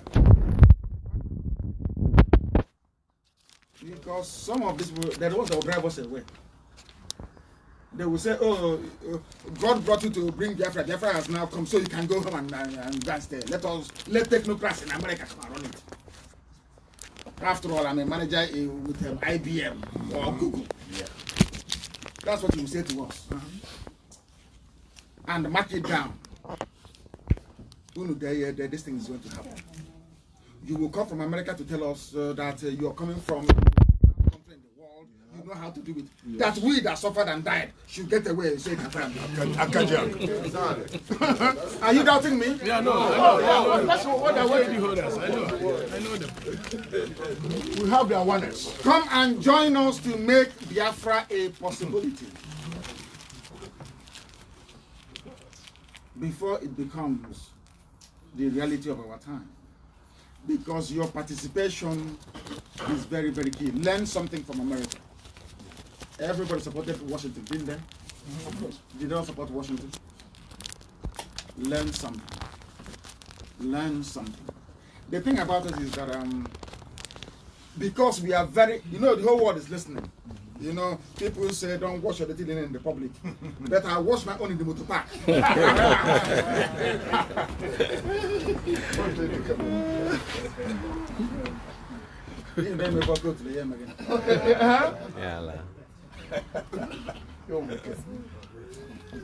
You need to understand something. We are very competitive by nature. Isn't it? We love to compete. This person has built one-story building, I want to build two. It's a very good thing. It's a very good thing. But that also predisposes us to destructive envy. Very destructive. We are not in IPOB, in this Biafra restoration project, we're not in a competition. But if you have a superior idea, you can bring it up. It's my job to listen to advice. I may not take your advice today, but I may see something tomorrow and decide to implement it. The fact that I'm not using your advice now doesn't mean I hate you or don't regard you or don't know what I'm doing. When we were advising the zoo, preaching to them, did they believe us? No. It's coward, not me. I didn't say anything.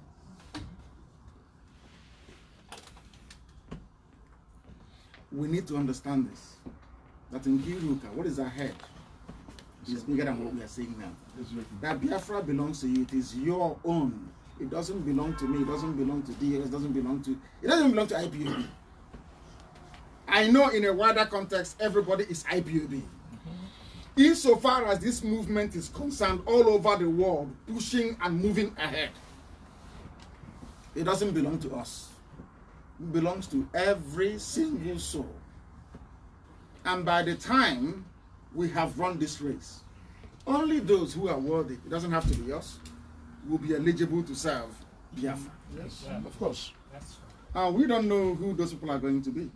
You, the people, will decide. That is why I urge you this very evening from here and nighttime in Biafra land to do all you can to support our effort. A lot of things I cannot say on air will be coming your way. Just do it. It won't cost you anything. Just go and do it. That's what's going to happen. And some of you will think, instead of you to contribute your own $1 every month, you'll be thinking, how many are we in Baltimore? Somebody will tell you, oh, we hope to 2,000 in Baltimore. You say, hey, $1 times 2,000.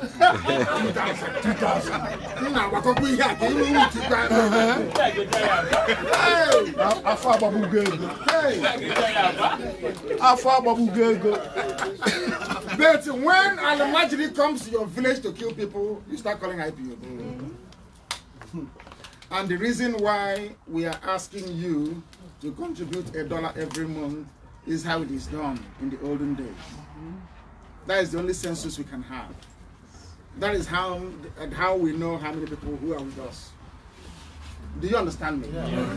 So the same way that we go to your Congress and they ask us how many Biafrans are living in the Maryland state, I can't tell them unless I call the coordinator and they tell me, so XYZ amount of people paid.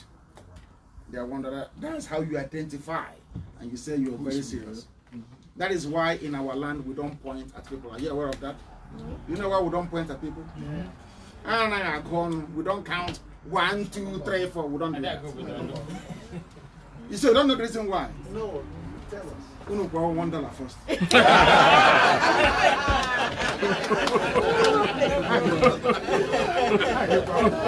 When a woman gives birth, back home, you never ask a woman how many children have you got. Are you aware of that? Yeah. It's a recent thing. Yeah. Oh, how many kids do you have? We don't do it where we come from. You don't count them. I refer you to the book of Numbers. When you go and read it, you'll be able to understand. Right. The fact is that you identify yourself or you are counted based on what you can do.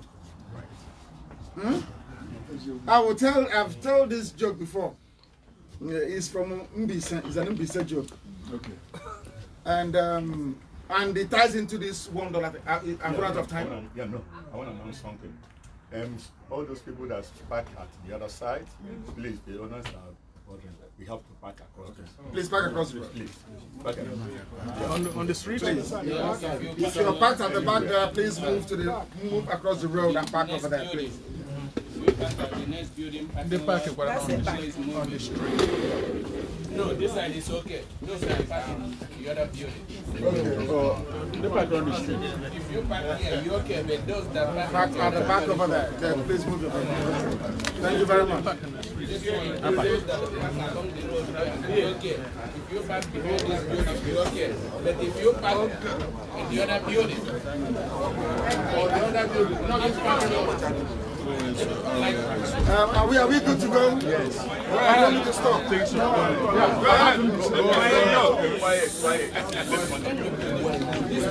The reason why It's in that building there. Okay. But if you park along the road there, you're okay. If you park on this side, just move across the street. But if you park on this side, you're okay. Yeah. If you park on this side, you're okay. But if you park on that side, across the street from the shopping center. please let me know when we're good to go. So are we okay now? Okay, yeah. Yes. Are we okay now? Yes. IPOB, one family. I'm gonna call Nyambisi. My younger brother was born there. That is where my cousins come from. Okay. We were also there during the war. Okay, awesome. Yes. The reason why you need to pay $1 is this. There was a very rich man that came back to the village during Christmas like this. And the man brought bags of rice and tin tomatoes. And asked all the widows in the village to come. So you can give them some rice and tin tomatoes. So one man observed the wife getting ready to attend this rice sharing event. The man said to the wife, but they only called widows. You know what they did? The woman said to the husband, "Give your one."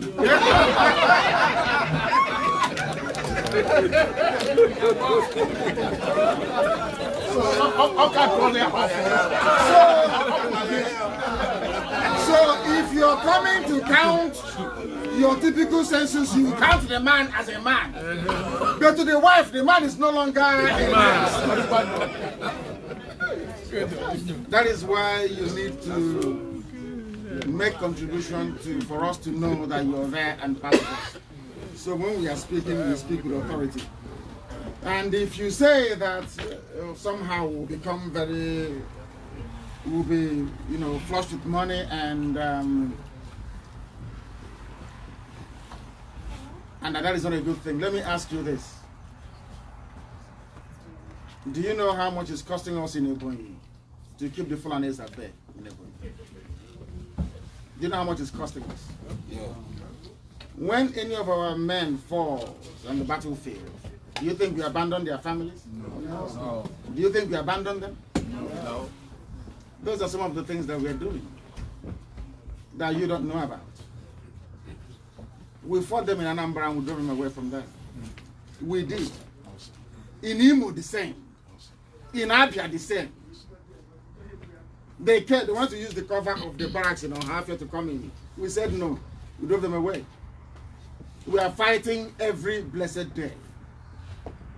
And we need your support to sustain it. We didn't have this number of people in the diaspora between 67 and 70. If we did, we would have won the war. That I know for sure. Let us complete the job that our father started. Let's complete this very work that heaven wants us to complete. Thank you very much.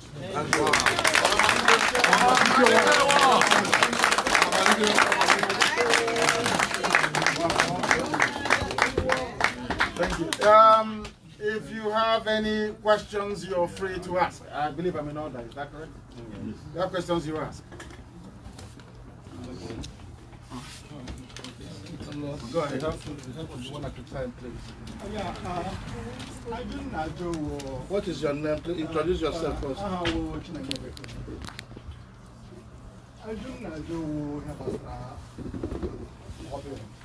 Yes. Yes. I know I'm not here for 1 or 2 years. Right here. Now that I'm not here for 1 or 2 years, we have a lobbying. Lobbying everywhere. Speak English, man.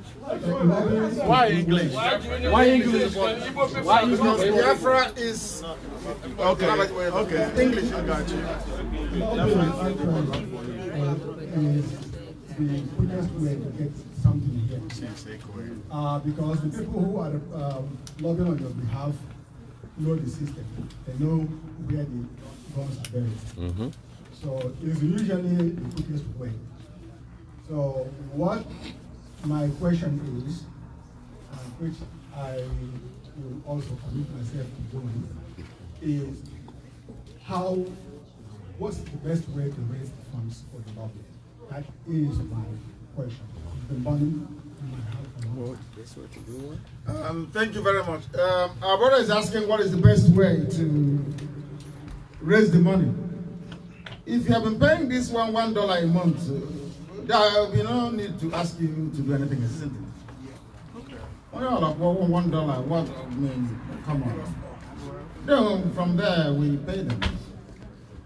But what you do concede to is that lobbying is a very, very expensive business. Are you an IPOB member? Right now, go ahead. Are you one of us? Right now, I'm not official. Okay. That's why I don't go. Okay. Now, there are those that may not wish to participate in the open. They provide help and assistance via the back door. Yes. They are also welcome to do so. So not everybody will be out there at the front doing something. Some will also want to support through the back door, and we must accommodate them. Very, very important. That was why I said that Onyema is the last person who would help. You are all aware that every group in the north, including the Alamajiri kids, they are all sponsored by their people. Isn't it? Somebody's done. Sponsored by Alhajis. If we can achieve what we have achieved, given our limited resources, imagine what we can do with so much more. Imagine what we can do. Lobbying is a very, you know, the zoo, who's the thing is a banner that is running the zoo here. The zoo's firm is called Banner. They are the ones who send them at DC. Anyway, we go to they go the next day. Trying to rubbish us, telling the whole world we are terrorists, telling them that we started the war and all the rest of it. All the junk that the zoo can dredge up, they give to them, they submit to their people. So it's a very serious business, lobbying, and it costs a lot of money. Then my happiness, how did you even manage to afford to be paying them? I don't know. But we are doing the best we can. That is why every contribution you make never goes to waste. None goes to waste. I don't have a car. Understand this. I don't have a car, I don't have a business, I have no landed property, I have nothing, I have no savings. My savings is the coming of Biafra. When Biafra comes, if you want me to starve to death, then I will starve to death if you want. Because I need to keep my hands clean to be able to go very far. Because I understand Biafra more than most of you. Any day you become tainted, you start putting your mind on earthly things. Cars, buildings, hotels, investment. You're finished. That's true. And we can't afford to do that. That's true. Everything I want You are going to give me inside Biafra, not outside it. Olilanya Munine in this life is inside Biafra, not outside. You can't have a mountain and then you're resting, then the mountain is in front. Does that make any sense to anybody?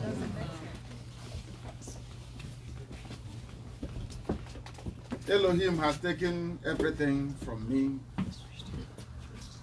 my mother and my father. There is no other. I say to Chukwu Kikadem when I pray, there is nothing else you take from me. You've taken everything. Now all I'm asking for is for Biafra to come. Because every sacrifice has been made. What else is holy? And he said I should come and speak to you. That you people are very stubborn. Very difficult. And he said I should preach Exodus to you, which I will not preach today, about your stubbornness and the way you tempt him and the way your behavior is what led to people who are beneath you to be ruling over you. If you don't see that as punishment from God, that means spiritually you're blind, you cannot see. People you're better than, people that move cattle from place to place, are the ones ruling you. That means that God in heaven is upset with you. You must have done something wrong, and those mistakes is what we're seeking now to correct. To put ourselves on the path of the straight and the narrow, that we may be worthy to be called the children of Elohim. Thank you. Next person, please.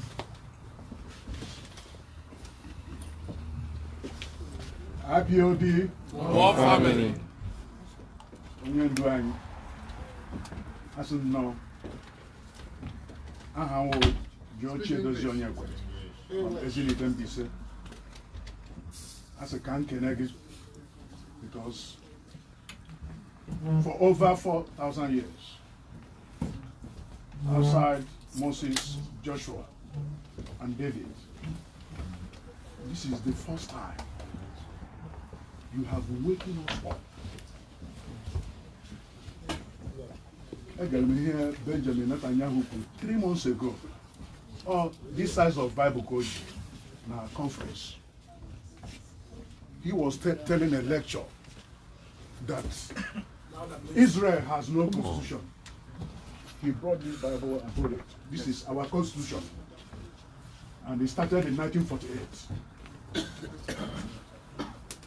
We are very happy, IPOB family, here in Maryland and all over the world, that you are using the same foundation Israel used through David, Ben-Gurion, and Moshe Dayan, and Golda Meir, who was a student of Arizona University in 1943. And you are making our foundation to be like Israel. And you said it in your first broadcast that you will replicate IDF. And that is only hope we will have. And I've been watching all your broadcasts and all other broadcasts. You keep on saying the same consistency. And this is the first time a black leader is using that.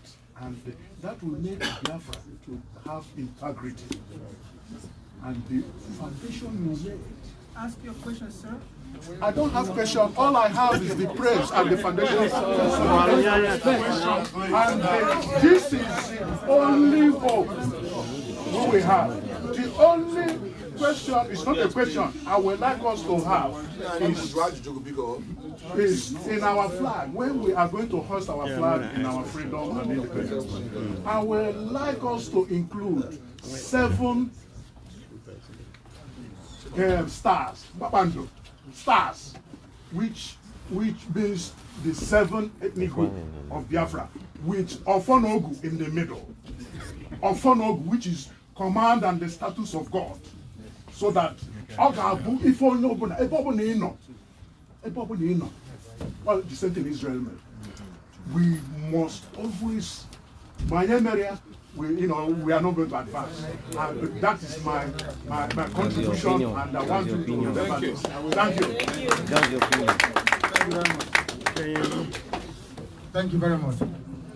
Isn't it one year? Because I on your number. I like it. I like it very much. I like it, and your advice is taken on board, and we'll do something about it. I said something to people when I went to Jerusalem to go and pray. You know, when the white man came, the British came, they said we have no history. Are you aware of that? Yeah. Huh? They said you have no history. I don't know they were hiding this from us.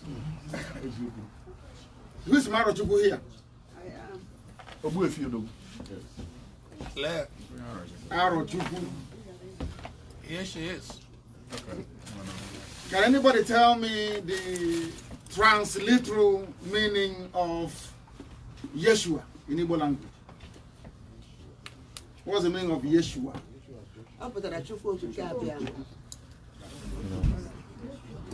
Yeshua, which is Joshua anyway. No. You see, this is the problem that we have. They don't know it. They don't know it. Yeshua, which the Europeans called Jesus Christ. The name given to him by his father and his mother is Yeshua, Chizoba.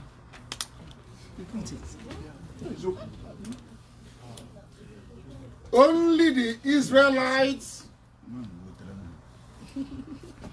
in Israel and us praise God with the name we give to our children. No other race does it.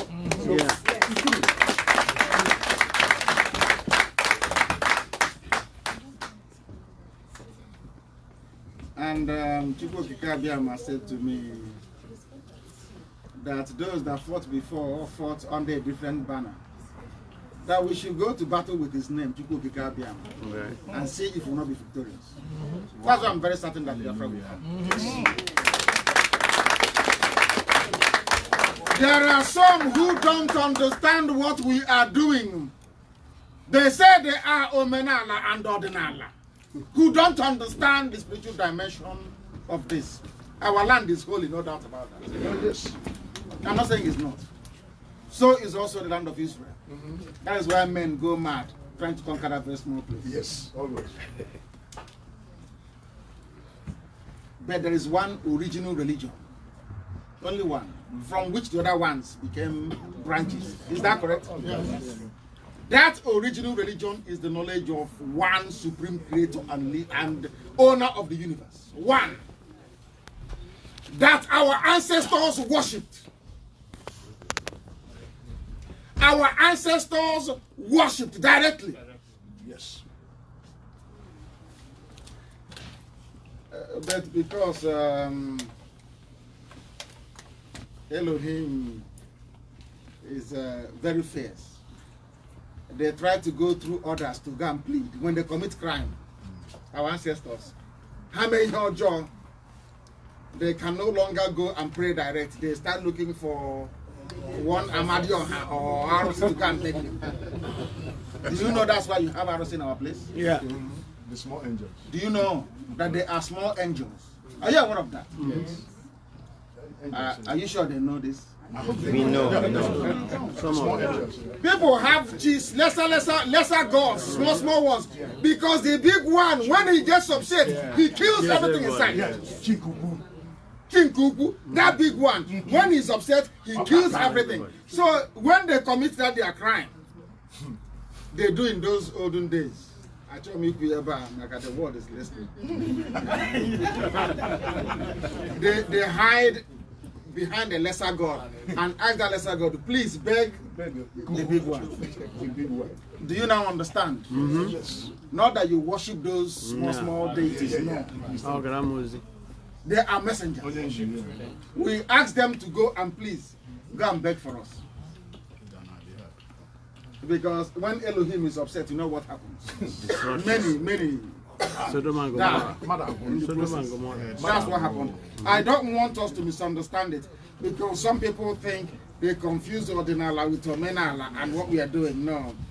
The worship of Elohim is not a religion that you can call a particular name. Because that is the original, the number one. Number one. I've said this many times on Radio Biafra. In the olden days, before you become an Nze, not this one, the appendix of America.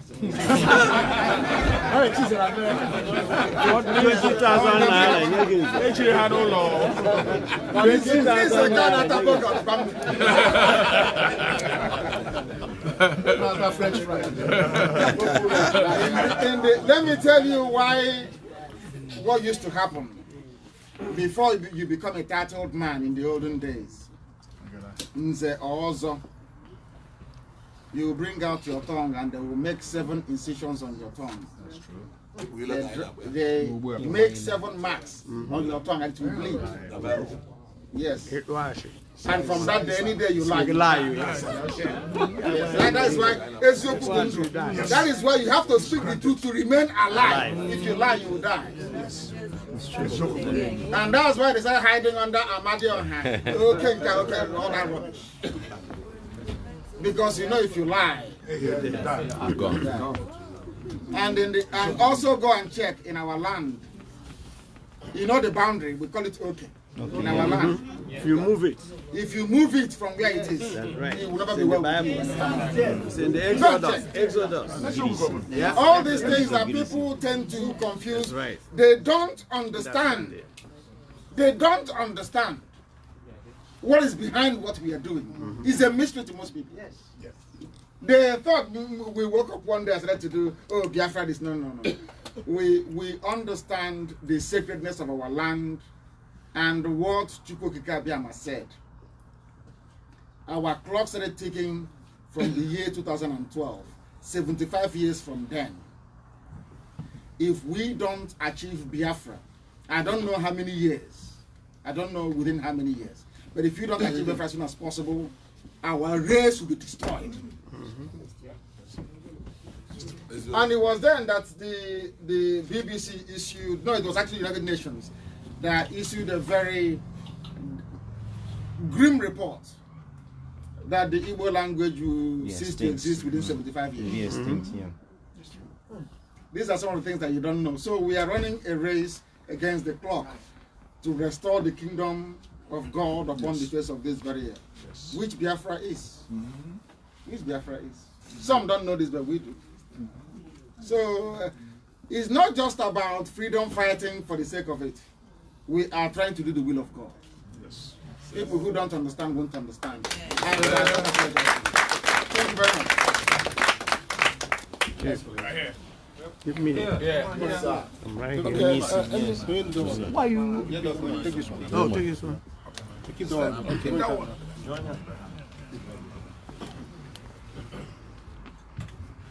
That one. My name is Dr. Felix Onyis. I'm a Biafran veteran, 10-year-old, trained by Major Amajo at Olokrumai. I'm also from SMBC. My number is BA308456. I'm holding a lead in the Reiki. As I'm talking, I see faces of people who died. 9 years, 10 years. I'm a recent IPOB member. Louder, please.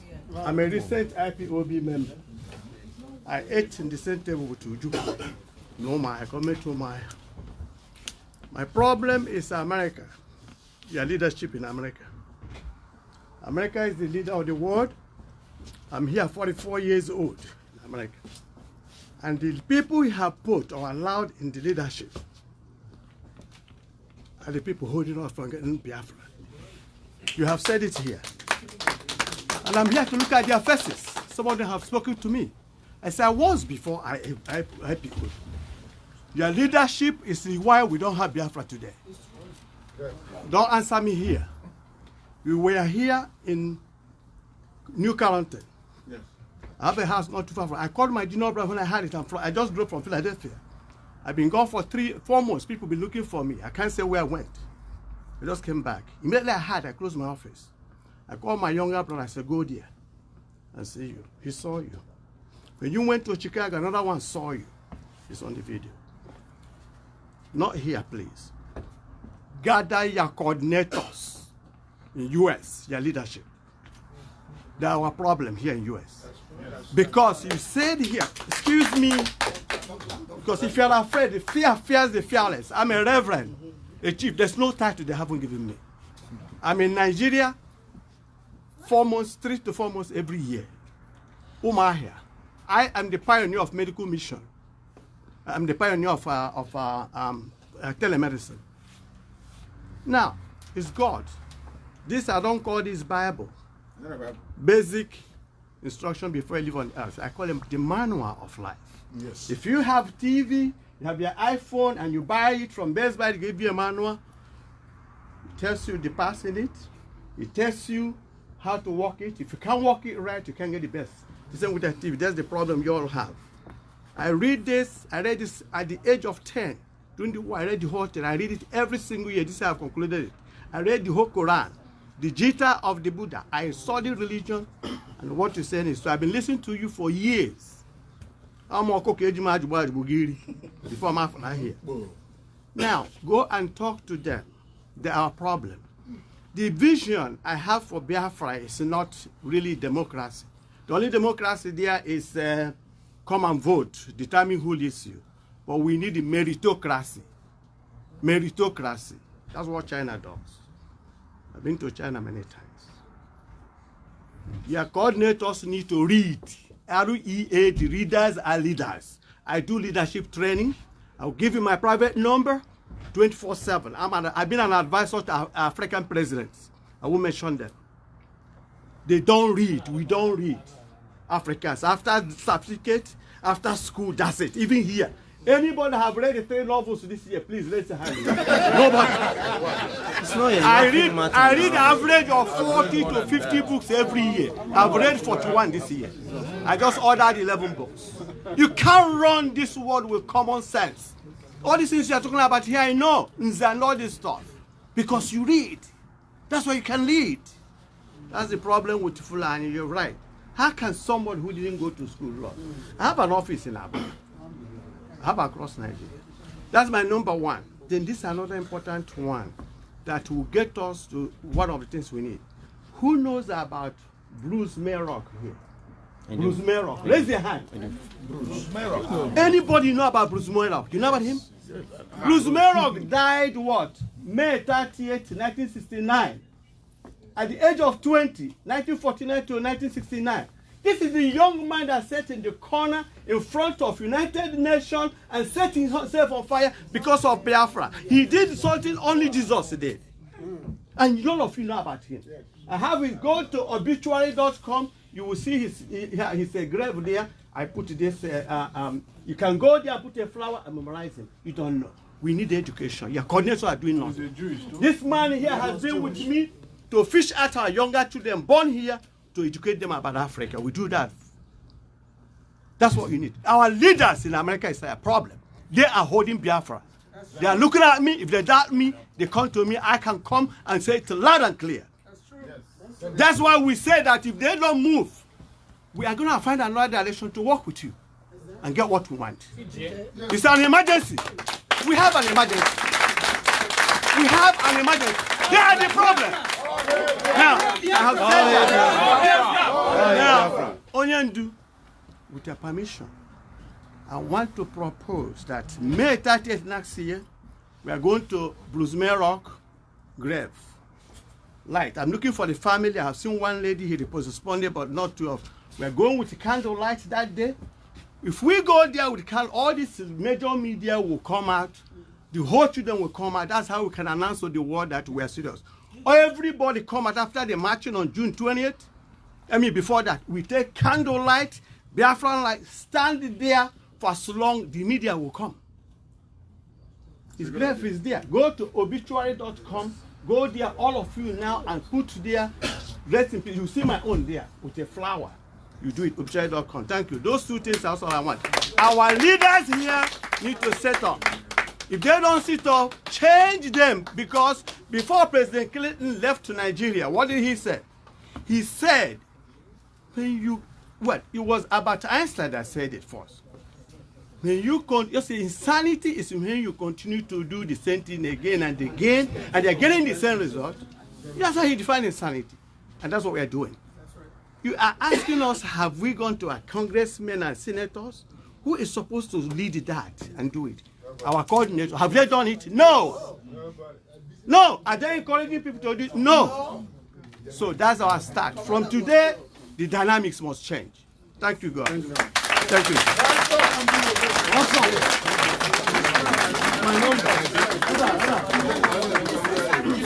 The ladies, any of the ladies?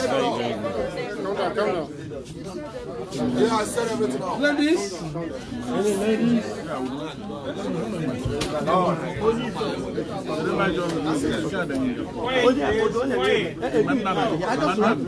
I'm going to be very brief. I'm sorry. Come to mind the around. I'm not seeing more grease than elbow. It takes one man to birth a nation, and it takes a multitude to build a nation. His hope. And I strongly believe that every true Igbo man believes that you are God sent. For sure. As everybody's here. Yeah, that's it. And I know what it would take for you to come to America 1 or 2 times in a year and go to other nations. My first question is this. Is your $1 enough? Or is that the minimum? Can someone put more than $1? Yes. Yes. Okay, thank you very much. Why am I saying this? It will not take only hundreds of millions. Think of lives that will be saved if Biafra were to come tomorrow. Those lives are worth more than, each of them is worth more than $10 million. Priceless. As hardworking as you are. One other thing I want to stress is that the state, American State Department, they are going around, and once they know you are a Biafran, they tease you with certain questions. Where do you come from? They start the discussion. What they want to hear, I believe, that you are a Biafran and not a Nigerian. Because you tell them you're a Nigerian, they believe you're still not sure of what you want. Absolutely. It's true. They are going around. You can say, I'm a Biafran, but in Nigeria, I assume the person pretends not to understand the location of Biafra. You let them know. I've encountered so many of them. They are going around. My name, Joseph Mwavoese Chimaroke. Abonyobo. Was born in Aba and raised in Aba. If you knew there was Boys Company in 1967, I started it by the grace of God. The Boys Company that later became the Civil Defense of Aba. I was born and bred there. It was in 1967. I was supposed to go to high school. But the war, because they were bombing schools. Later, by the age of 14, I was a trained commando at Madonna 3, VA 287031. So, what am I saying? I am in America by the unction of God. Always. I never desired to come. I read in Europe, went through an architect 6 years after. In Nigerian politics, God said, come here to preach the gospel. I am a pastor. Praise the Lord. And the issue of Biafra has been a burden in my heart. And of course, God has been giving some revelations. The last was that we got Biafra, but they killed a lot of our people. And I was one of those who were going around checking the dead bodies. Some of them were in the gutter. But there was a certain level of joy in us as we are looking at this thing. So it means that we got Biafra. That was the 3rd time I'm having such a revelation from God. So I want to say also to you, more grease to your elbow. Don't relent. It will cost us an arm and a leg. It doesn't matter. Yes. Praise God. So $1 is nothing to you. I'm sure if we decide that we can make it $100, we can do that. But God bless you. Right here.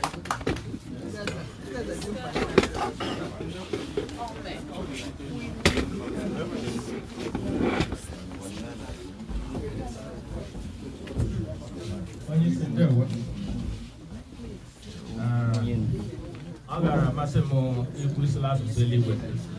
but let me speak in English. And I want to be very brief because I know there are so many people that would have been in much better position to ask questions. And just like my brother said, he's a minister and God bless you, we're in December yet. There is something that brought me here this evening. I had several commitments here in Baltimore.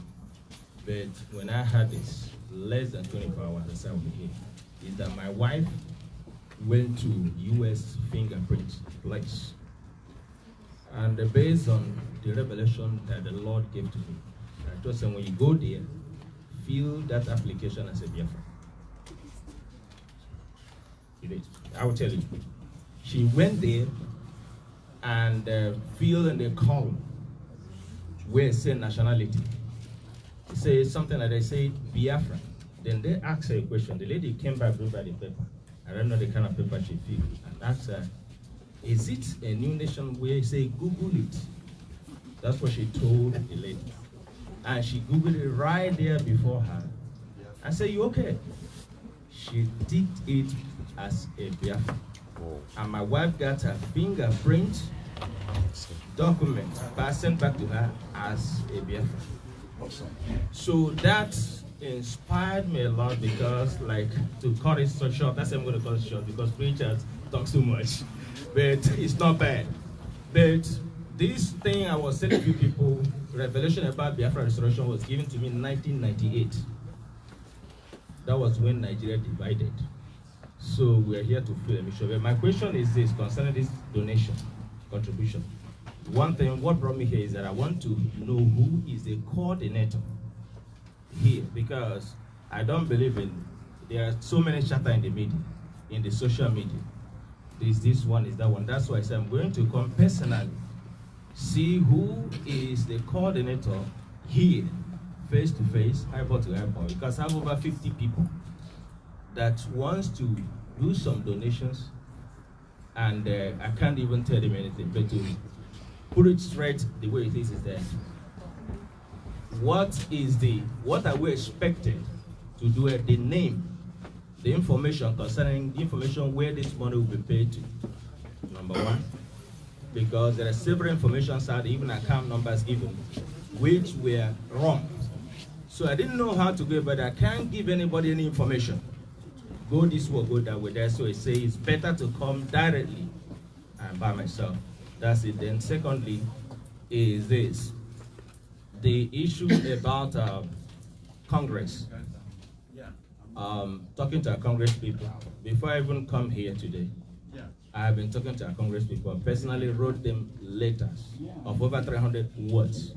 So there's something you mentioned, they say you will send us something that we will show to them as proofs.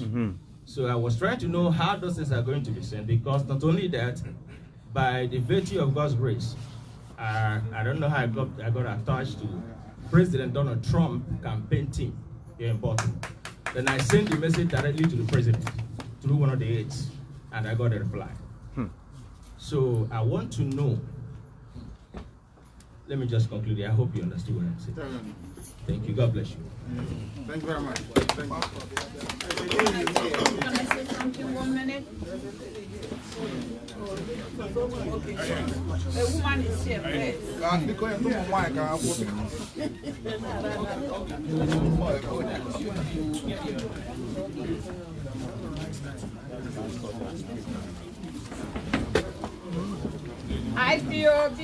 One family. I thank everybody here. My name is Nnamdi Kanu.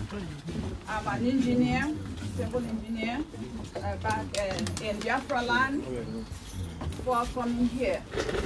An engineer? Yes, civil. Engineer? Yes. But I'm not practicing in America, unfortunately. I listened to what our leader said. I'm gonna be brief. It doesn't make sense. Every one of us here knows how hardworking he is, and we contributing $1 is like a slap on the face. We know how much expenses are both here in America and in Nigeria. He's taking out his time to travel to all parts of the world, and bringing out just $1 is just like we are not serious in what you are doing. If we can raise this to like $5, I don't think it's gonna be too much for any one of us. When you go to McDonald's, I don't think they sell anything $1 there. You have to understand that with the economic situation in Nigeria is more than what we are seeing here. And my second opinion again is he has told us that he has no income, he has no bank account. We have to make a provision to at least, even if we contribute money, let us set something aside that this is what we'll use in supporting his mission. You know, he cannot steal. He cannot be bribed. So it is all of us here and maybe in other countries. If I can get out to other people, let us have a certain pause where we say this is for the support of his mission, both his transport, hotel accommodation, feeding, you know. That might be another idea that I'm just trying to put up. Thank you, everybody. Thank you very much. Thank you. IPOB. One family. If I can be one.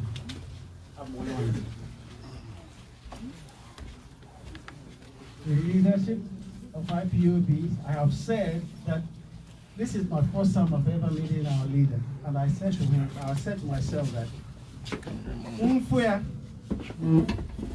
I will let him know that he represents the very pure and true essence of an Igbo man, upright, unshakable. I said that. A man that represents our truth, a custodian of our truth. It's not by coincidence that you are here. If our Chukwu appointed for this, and when they came to storm your house, I was just so despondent. Oh Jesus! But then I saw you in Israel. I said, man, because he survived that, Biafra is here. Yes. Because he did, Biafra is here. My question is this: when this third class politician, Omo Agege, they call him also, that is going around trying to make his people not be part of IPOB, you know. He's just going around doing that. I think he's a vice Senate president. Exactly. And he's been doing that. Asham Kamalo, your feeling about it? I will answer, and thank you to all of you, including those that spoke, and our dear sister. Thank you very much. I can use this. Thank you. If Omagege is Isoko or Ishekiri? Is it Ishekiri? If our own Efulefus couldn't stop us, I also believe that he will not be able to make any difference. Yes. Because Ishekiri is Biafra. Yes. They are also blessed with common sense and ability to reason. Yes. The same way you are gathered here today is how Ishekiris all over the world are gathering and making sure that Biafra becomes a reality. Yes. Yes. Anything Omagege is doing, he is bound to fail. Yes. And what happened to the others will happen to him. Of course. He will serve the zoo he will come back in shame. Yes. Thank you. Sir. Okay.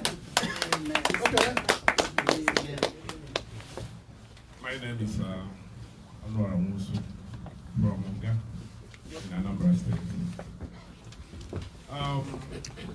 Nobody will tell me about the history of Biafra. If you know what Unga stands for, you should know better. Airport, yeah. No airport. So we'll have the history about Biafra and we suffered for it. But my question is this.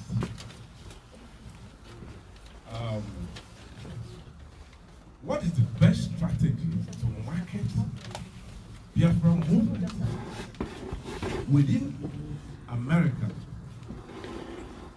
And I mean, within the circle of our people living in America. Why I ask this question is this. Our people are afraid. In fact, it looks like they are ashamed of discussing the topic Biafra. Even in different organizations, town union organizations, and committee of friends, if you mention anything about Biafra, nobody want to listen to you.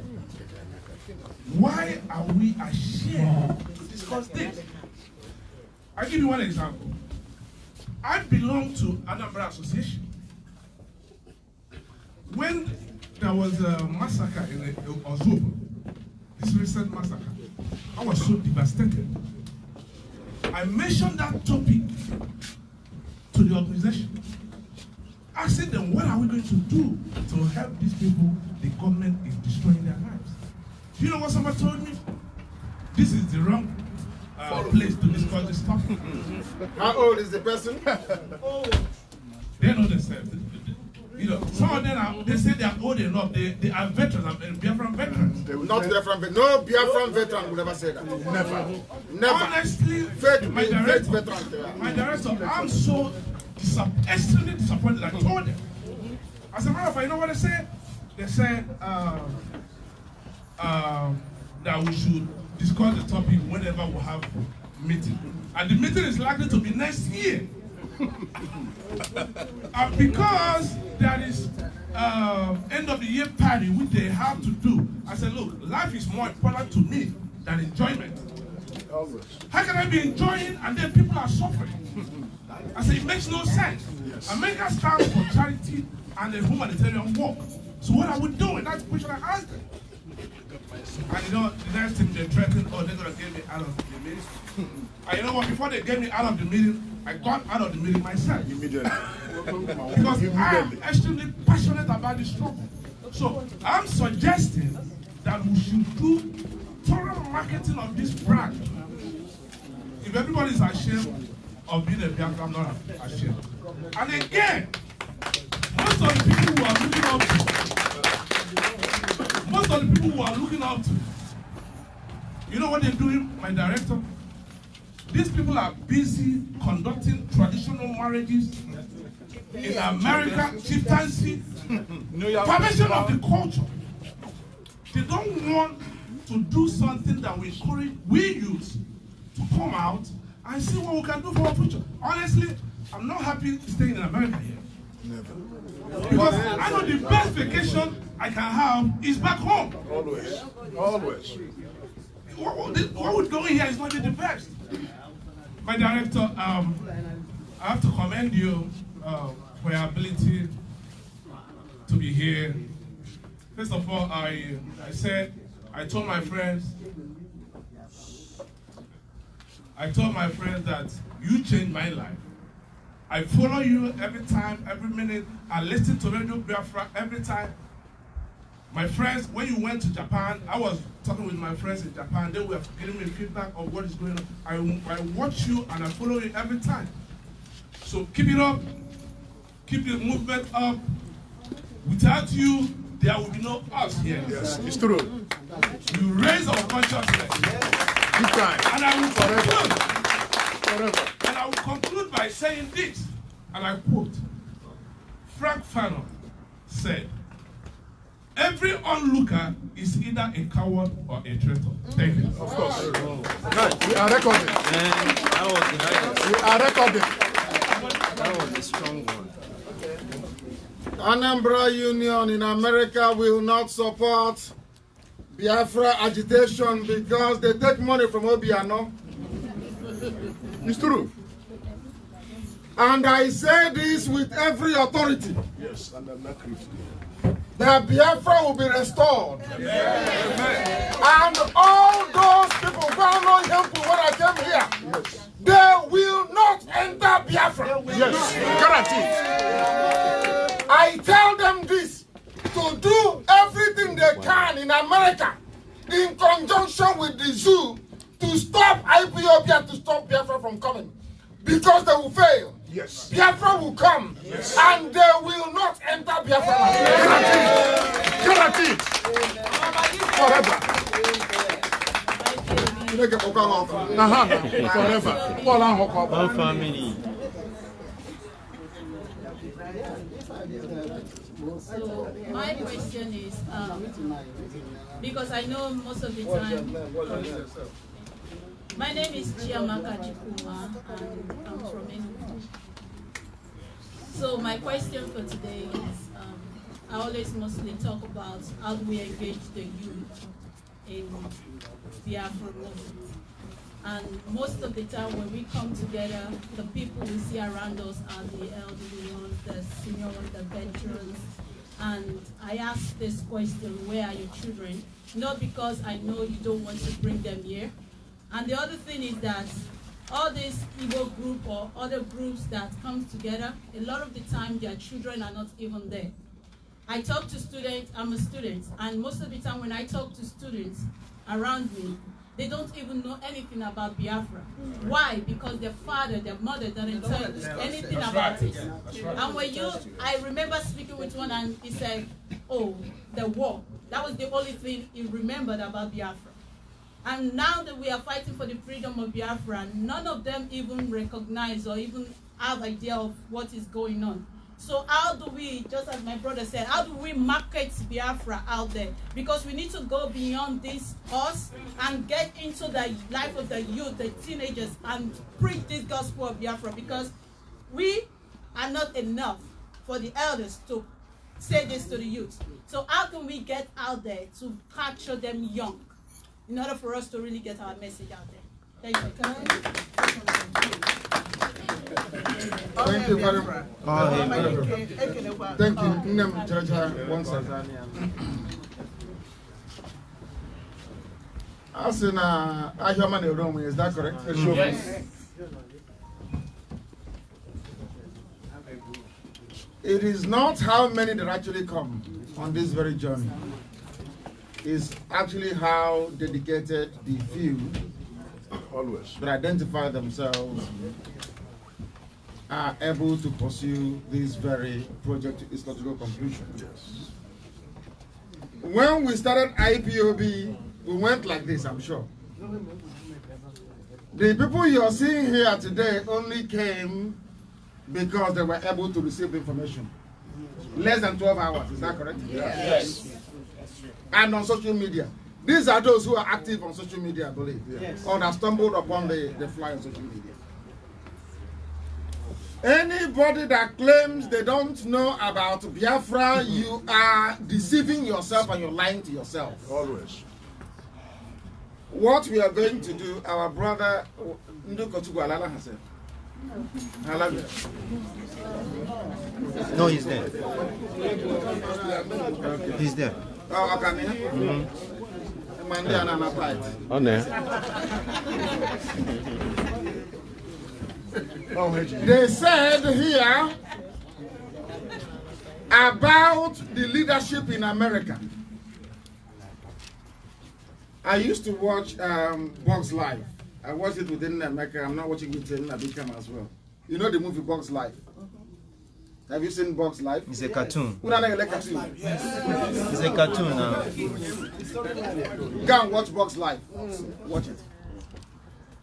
I remember Hopper, who was the principal grasshopper leading the troops against the ants, saying to the newly appointed queen that the first rule of leadership, everything is your fault. If we are not doing that well, I'll blame the leadership in America. Huh? And you, as a student, the best way to get something done is when you do it yourself. Is that correct? Yes.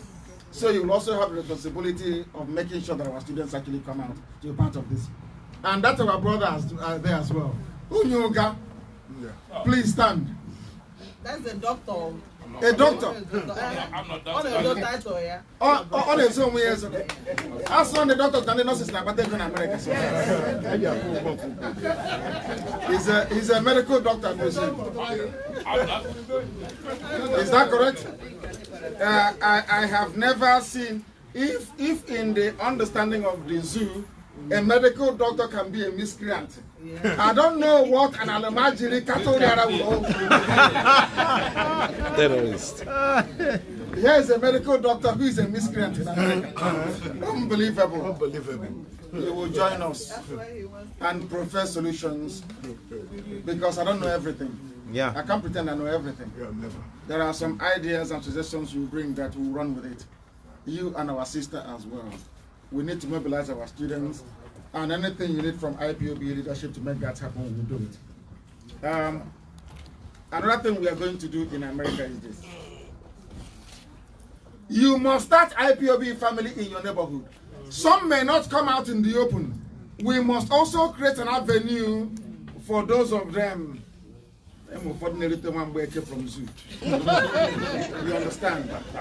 They can come, you know the Nicodemus. They can come to the back door. We also accommodate them. And we must take this very gospel to every association, every group. Yes. Our children must have their own gathering. Don't you see what they're doing back home? Don't you see it? Yes. Children, 6 years old, 8 years old, they do their own things. The fathers do their own things. So the kids will also do theirs as well. And our students too. The thing about it is that there's always this concerted effort to make you feel ashamed of Biafra and who you are. Don't allow them to succeed. Never allow them to succeed. We shall, and of course, as we develop all these new ideas as to what we are going to do, I'm even sure that our woman leader here, they also have their plans, and their wing is also growing very rapidly. Yes. Is to try as much as we can, wherever you are a coordinator. Are you listening to me? Yes. Wherever you, I have said this many times, on your street, you are a coordinator. Start an IPOB family, wherever you are, start one. In your school, you start one. Wherever you are, you start one. That is how we'll get this message across to our people. Thank you very much. Our sister, please. Okay.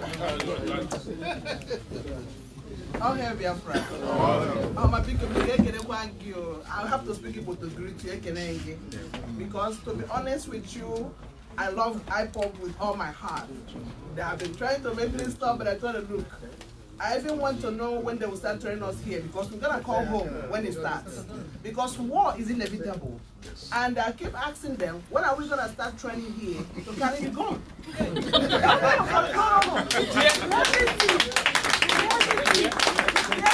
It's the only thing that we have to be aware that it's gonna happen. And they're gonna come home. And I will not go home not knowing how to shoot. Because before you kill me, I'll kill you first. Because I will not be there watching them to kill me.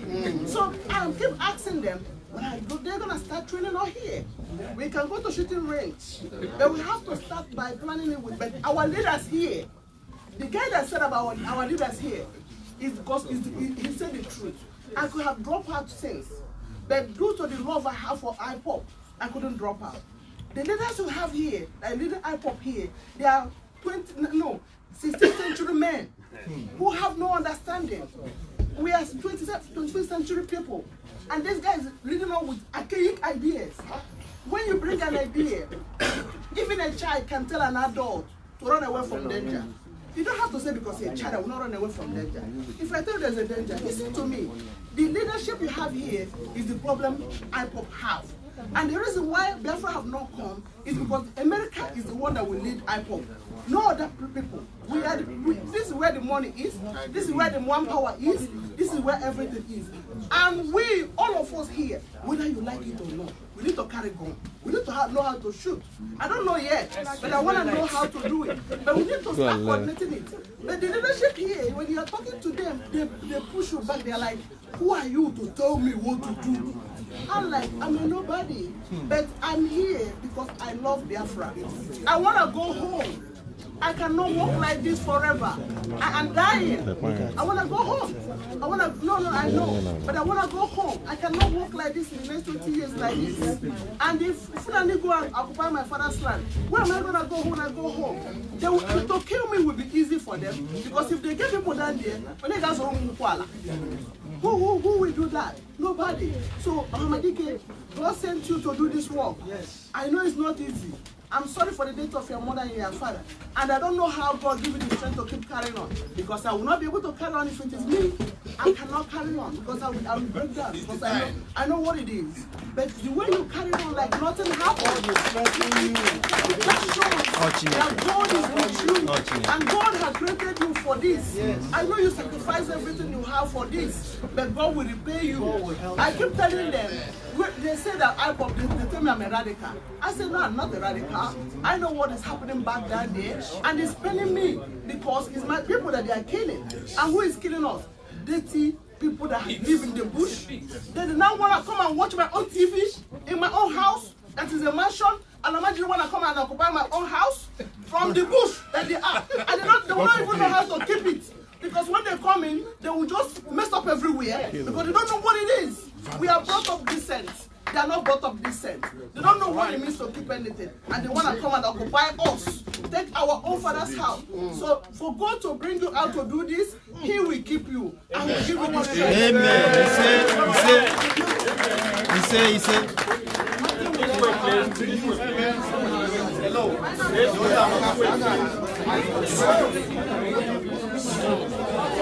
Thank you very much, my dear sister. Thank you very much for that. As I said before, there is a place where you work. Everybody has a job to do in IPOB, all of us here together. There's something, somebody will come around and take your details. There's something you will do for us. And we can move on because IPOB structure and the way we work is designed to make sure that we don't lose focus or discipline along the way. Sometimes it may not all go well with some of the radical ideas that we have, but we still welcome those ideas and we intend to implement them. But I think you work with the women's wing to make sure that some of those ideas are implemented. Thank you very much. Thank you. I'm still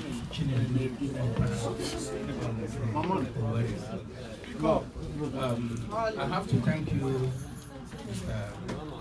Chairman or President. I have to give you that President. We are saying inflate your voice. Please, I have to thank you, for all what you are doing. It's not easy. It's not easy because a lot of things are going on. You put it aside and keep moving on. I pray that God will give you the grace to carry on this mission and nothing will happen to you. And we pray that we're behind you. In anything we can do to support you, I hope we will do. And I'm saying it this evening, please, that $1 is not enough. If you can do $20, I think $20 will be enough, at least. Let's do with $20. Let's say $10 going for the phone and $10 for his, moving around, going, because whenever he comes here, you got to rent a car, come to this place. For your information, it is from $1. From $1. From $1. It's not $1, it's from $1. Thank you. And secondly, whenever I look on internet, I always cry each and every day. How these people moving every corner of Biafra land. I don't even sleep because I have brothers and sisters. because actually when you are go, and if you are here and your people are there dying, tell me how you are going to sleep or how you are going to eat and have peace of mind. To be honest to you, that bothers me a lot. And now my question is this: the way things are going on, they are bringing their troops each and every day. How do we have anything in case if this thing happen? Do we have anything for those that are back home to start with? You understand? That is why I'm talking about $1 cannot, help us. And another thing, please let me say it here. Everybody that is here, know it right from this moment. We are not free. Nobody think that you are free. Even if you are free here, your people back home are not free. Of course. Please, let us do something before it is too late. Yes. Before it is too late. Unless somebody that doesn't watch his cell phone each and every minute. Sometimes I quarrel with my wife because I don't sleep. I'm telling you, each and every minute I'm on my phone, I'm shedding tears. Sometimes she brings food, I say I'm not eating because I know what it is. I witnessed Biafran war when I was little. People died, and we don't want something to happen. Please, we need something. Thank you so much. Thank you very much, my dear brother. I know that some of you have work to do. What we are saying is that $1 is the minimum, and the best thing for us to do is identify who your local coordinator is. If you have no coordinator, you start an IPOB family where you are. As simple as that. Please, wherever you are, you start an IPOB family. And make contact with the state coordinator, and then from there we take it on. Thank you very much. Can our mother here have, I call everybody mother, once you're a woman, you're a mother. Can you give her the microphone so she can speak? The other mother, two mothers, one is coming. Mother is coming, another mother is coming. Yeah. All have their friends. All have their friends. One family. One family. Okay. So I have a song, but before this, I have a little thing to say. My sister was crying that she's still here. Look at me with my age.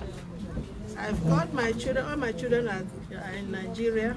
Whenever I tell them I want to come home, they will say, Mommy, it's better you stay here. No matter how you are suffering, you are helping us down home. If you come home, you can't stay for 1 year, and you are gone. I started thinking, I said, so now I'm in a foreign land. I don't know what will happen to me tomorrow. And I don't have any hope as to when I will go back home. I have a song, and the song goes, Dinile soro Nnamdi Kanu, Emesia Agesoro Nnamdi Ngoriangu, Nala Biafra, Dinile soro Nnamdi Kanu, Emesia Agesoro Nnamdi Ngoriangu, Nala Biafra.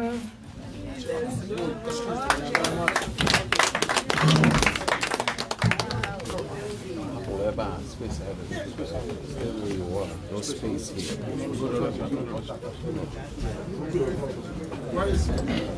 Can you microphone? Yeah. Thank you. I want to use this opportunity first of all to thank Onyendu and his deputy, Uchemepo. The day the zoo kidnapped Onyendu, I was going to work, and Uchemepo came up on Radio Biafra and announced that DSS have kidnapped Nnamdi Kanu and they're on their way to Abuja. I turned my car. I went up because I couldn't move. I couldn't see anymore. let me tell you, the wrestlers of which may fought during the absence of Onyendu, very trying 2 years period of our time, is the reason why we're still here. Yes. Despite all temptations, all the troubles he went through, sabotage, Yes. despair, he kept me alive. Yes. And I want this opportunity, please, to clap for him. Clap for him. One man forward. One man forward. And like they say in America here, loyalty is number one. Always. Loyalty number two. Yes. Loyalty number three. Yes, always. There's no point telling me, oh, my wife is very pretty and I have a pretty husband and everything, and he doesn't come home even before 12 midnight. Is worthless. Always. Loyalty is number one. Even in this country, most of you who are in corporate America here know that if you are not loyal, if you like manufacture a plane, you are off. Of course. That is number one. Always. Now, I would just want to go and take about 2 minutes. Somebody came here and mentioned the reason why our people are not joining IPOB or coming out. And I'll refer you to a famous black abolitionist. His name is Nat Turner. He's from Huntington, Virginia, born in 1800, and he died in 1831. And I quote him. You see, he came out and gathered 1,000 men and said, how many of you need freedom? Move forward. And 900, this is a real story, you can Google it. 900 moved forward, and 100 was left behind. And he said, ladies and gentlemen, we have to get rid of this one behind me because this is our real problem. You can Google it. It's a real story. He led Nat Turner, Nat Turner. This guy led the first revolution and abolitionist movement. He gathered both the freed slaves and the free slaves. And in 1831, when he saw an eclipse, it's a true story, of the sun. If you look at it, you see it passed through Virginia.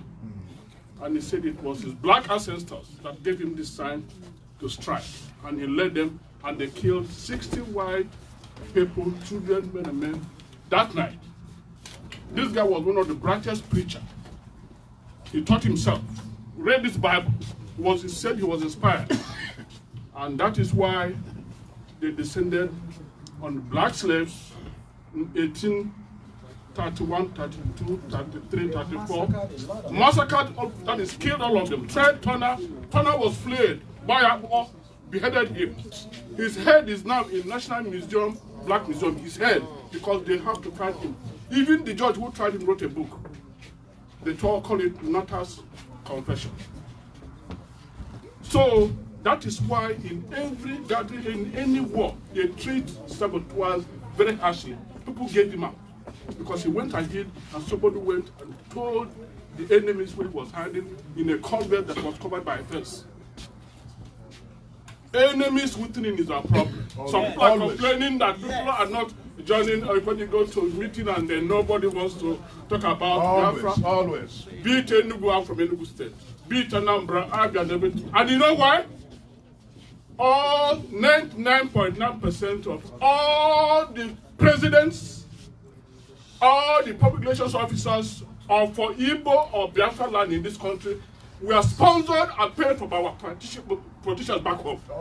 They were paid and put there. They are also members of this forum. So when they talk and they see you, they call themselves, oh, get rid of this one. We don't like what he's saying. And they get rid of you. They are paid agents. They are paid monthly. Some of them have been offered houses back home. So that's why I say, oh, if you want to do it, this is not the forum. You have to go to another forum. That's not true. There is no true Biafra who do not want to be free.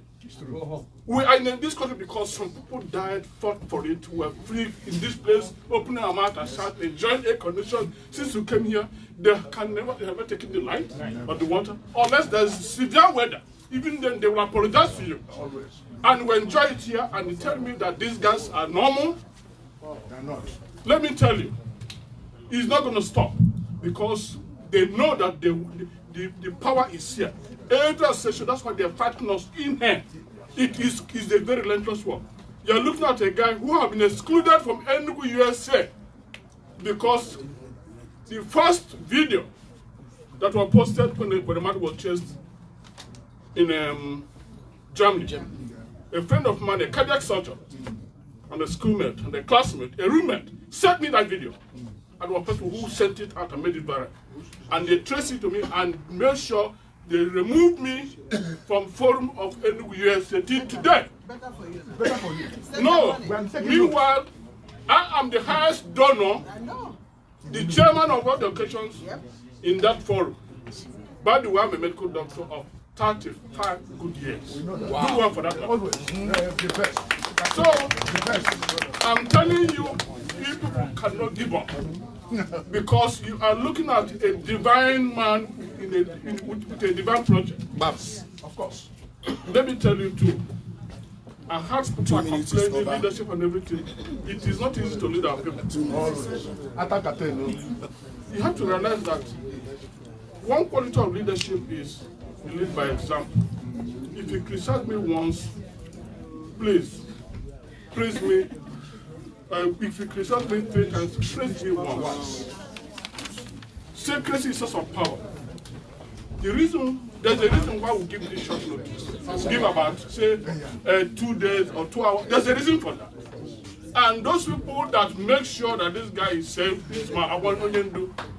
These people have a pride for me. Because all they didn't do, that's okay. Of course. So, Munam, Bikoni. He got the channel.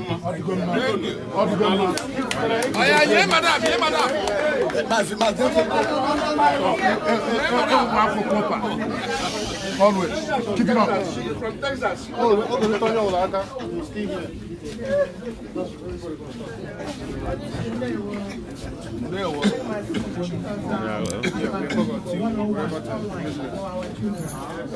And the reason is, I come to Dr. Esther Eke. The doctor can carry about.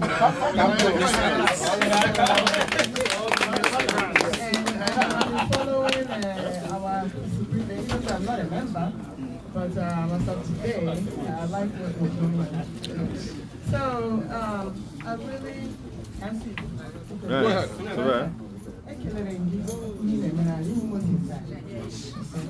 And when I parents again, every day,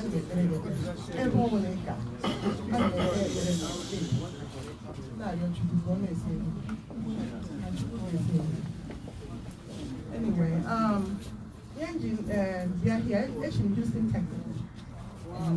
Because I'm a person that wear fake news and that's normal. I don't think it. All the way from Houston. Yeah. Proud of you. It's not.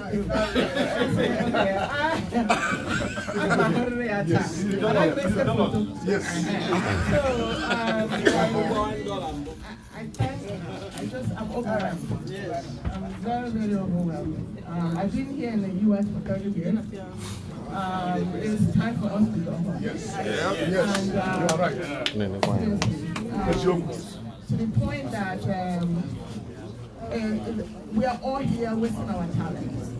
And really, we can do the nation better. Okay? I mean, in terms of hospitals, everything. We have it all. Everything. Yeah, you know, we have it all. We're just praying for this Biafra to be reality. And all of us will come out. But right now, the question for you is, I took on the Facebook advertising. In fact, I'm not on the follower. In fact, I have the Biafra app. So problem right now, when the Cameroon now that English-speaking Cameroonians, na ha chọrọ ijoin Biafra because ebe a ka ha si so you nwere ike ị na-ekwuzi now na-expand na-asị Biafra home for Igbo people. It's for all of us. So the tribe, Mandi, Rivers, all those people, even Yoruba people, they all, so if we say now, I say, okay, Biafra is for you and me. For freedom. Even Hausa people.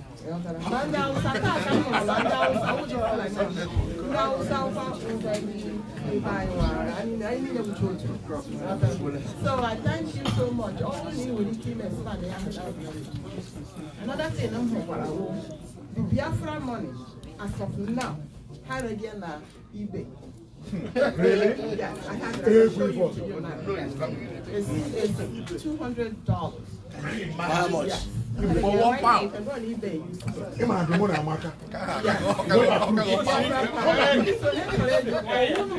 This Biafra pound. They are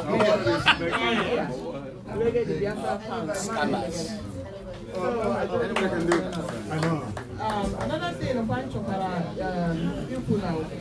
This T-shirt maybe the and the proceeds will go to you guys. Okay. So you're gonna Biafra that shop. No, that one now.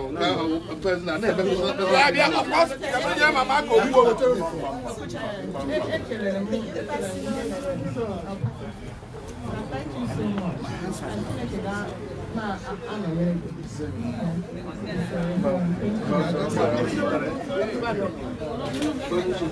Yeah, thank you very much. I want to answer what you said regarding Ambazonia. When the Ambazonian president went to Sweden, he was also welcomed by Biafrans. Oh, that's good. He was also welcomed by Biafrans when the Ambazonian president went to Sweden. So we are a lot closer than the outside world. No. And for understandable and strategic reasons, we're keeping it that way. So we are all one, and who knows, in the future, we may even become one nation. And IPOB, as I said earlier, is fighting for the liberation of everybody. There are people from Edo that want to be part of Biafra. You can't stop them. Yes. Anybody can join IPOB. Yes. Anybody can, including Hausa people, they can join if they want. If you subscribe to our way of life, value system, live and let live, democracy, equality before the law, then you're a Biafra. So we're fighting for everybody. Thank you very much. Thank you. And okay. After you, please, can they give to that our mother? Yeah, she's been. I asked her to speak for a while. After you, then it's her, please. Thank you. All hail Biafra. I'm Dr. Donald Nazubike. Another Dr. Kabiko. Dr. Kakweba. I have an observation. Go ahead. Each time you pronounce something right in your face, some people dislodge what you say. I followed your broadcast. I listened to your broadcast in Israel. You said, let there be county by county. Let's establish county by county families.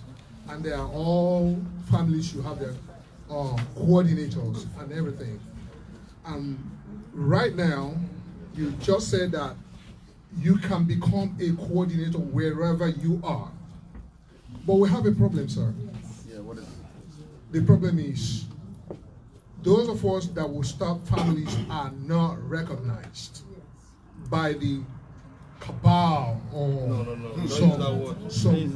some clique or some people that arrogate to themselves some level of power or authority to dislodge the main focus of IPOB. They thereby exclude the majority and then walk in seclusion. Now, my point is this again. There is a problem right here in Maryland.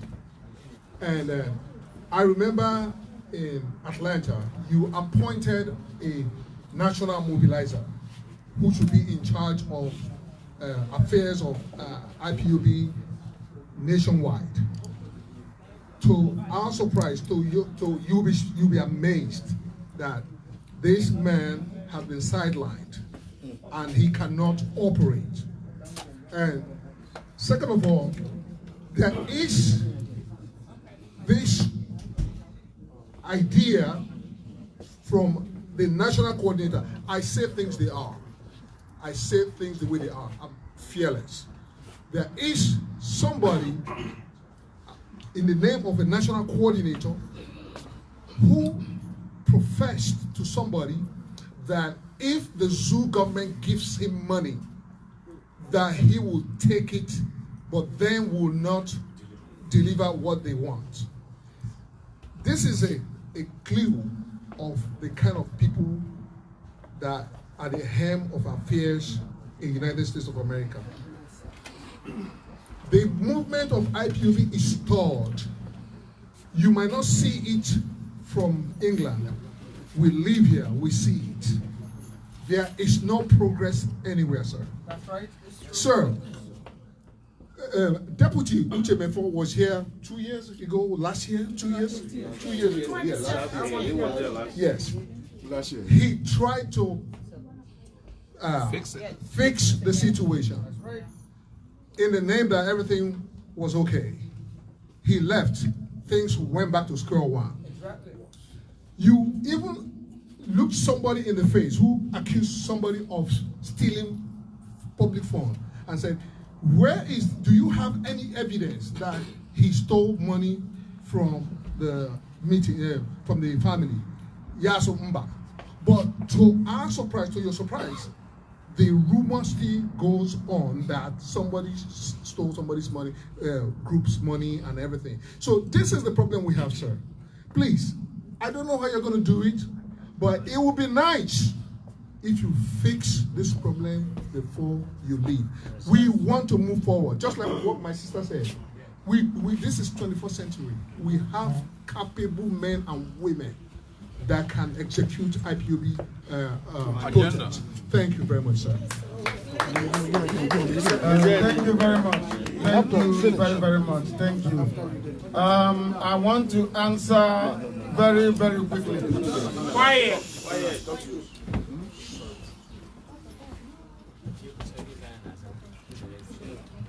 I appointed a national mobilization officer, and I want the whole world, because the world, we are live to the whole world. Yes. Don't mind that you're just seeing only 2 computers here. The whole world, people are listening in Biafra and via FM. Yes. So everything you're doing here, the whole world is observing it, watching and listening attentively.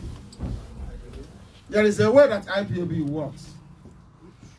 I have said here, go and become a coordinator wherever you live. But that doesn't mean that you are IPOB on your own, doing whatever you like. No. We all have a chain of command. You have to respond to. That's how we operate.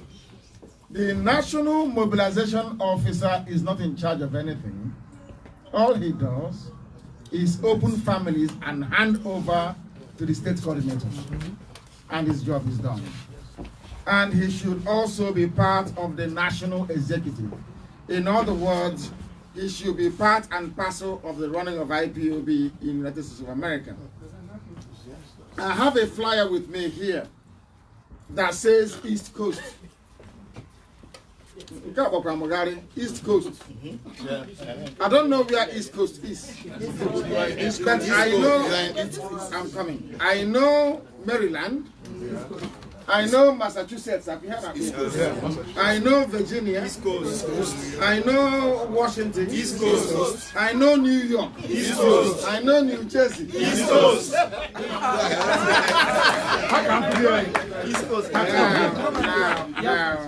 Now, what we have done is to decentralize as much as possible.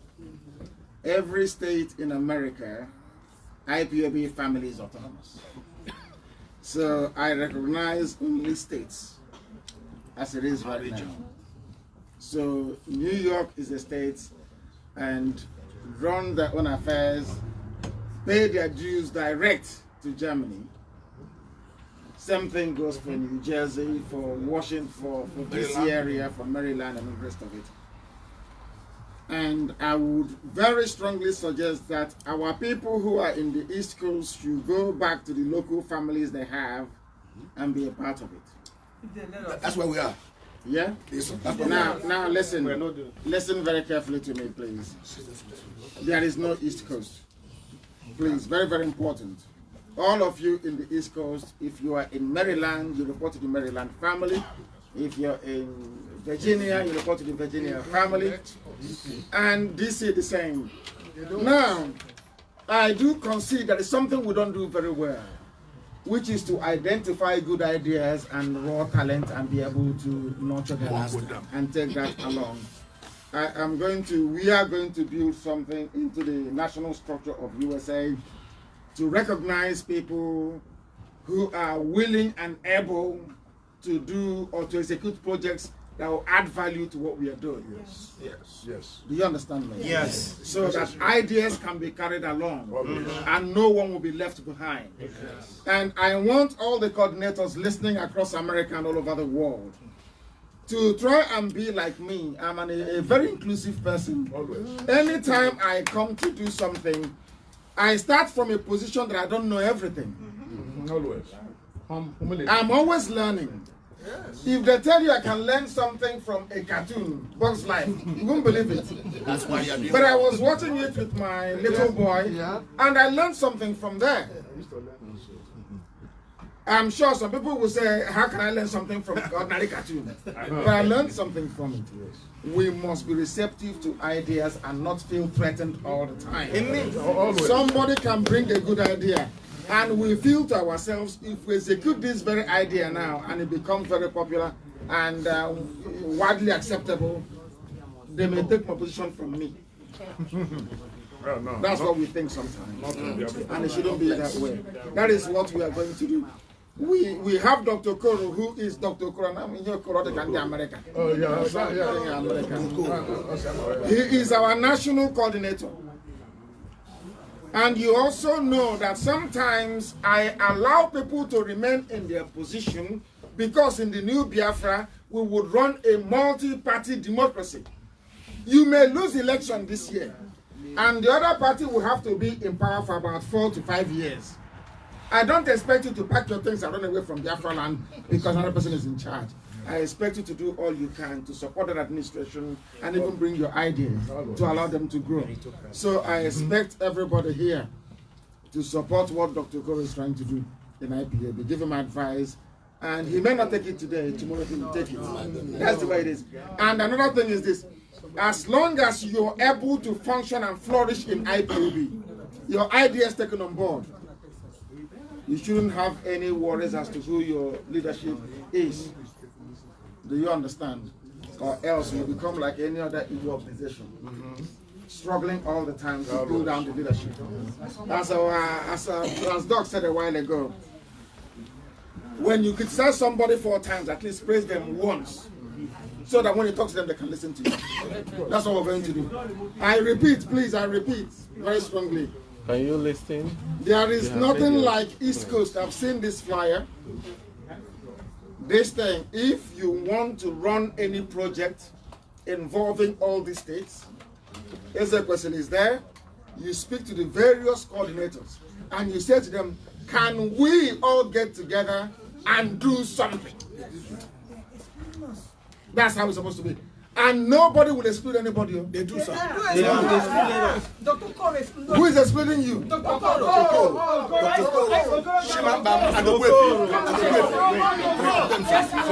Wait, hold on. Hold on a second.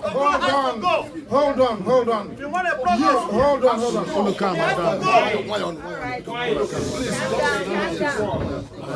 Please listen to me. Which state do you belong to? My name is Jesse Moke. I'm from Afara, and in Imo State. I'm with the Maryland PG That's what I'm saying. Maryland. Yes, yes. Who is the coordinator for Maryland? Who is the coordinator? Can I tell you what you have at these 2 minutes?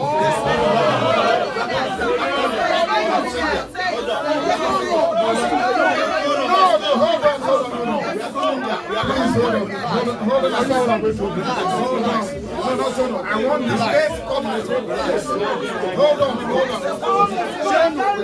Listen. I said wait. Hold on.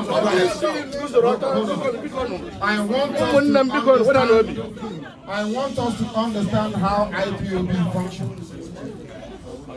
If you are from Maryland, this is your coordinator. He will not.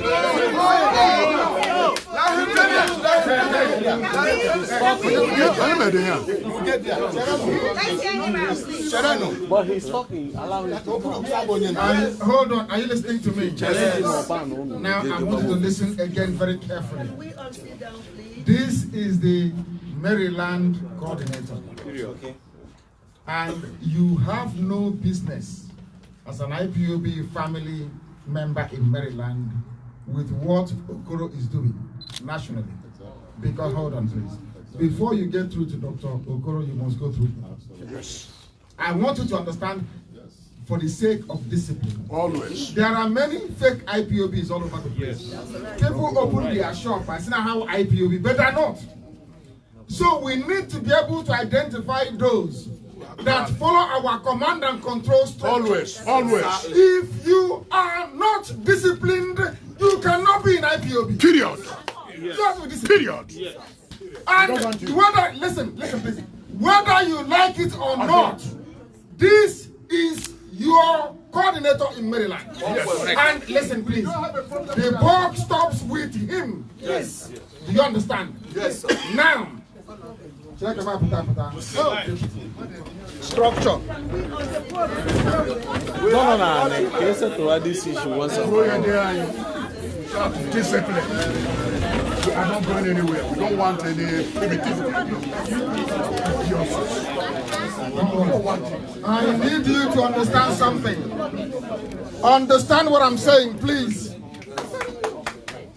You are in Maryland.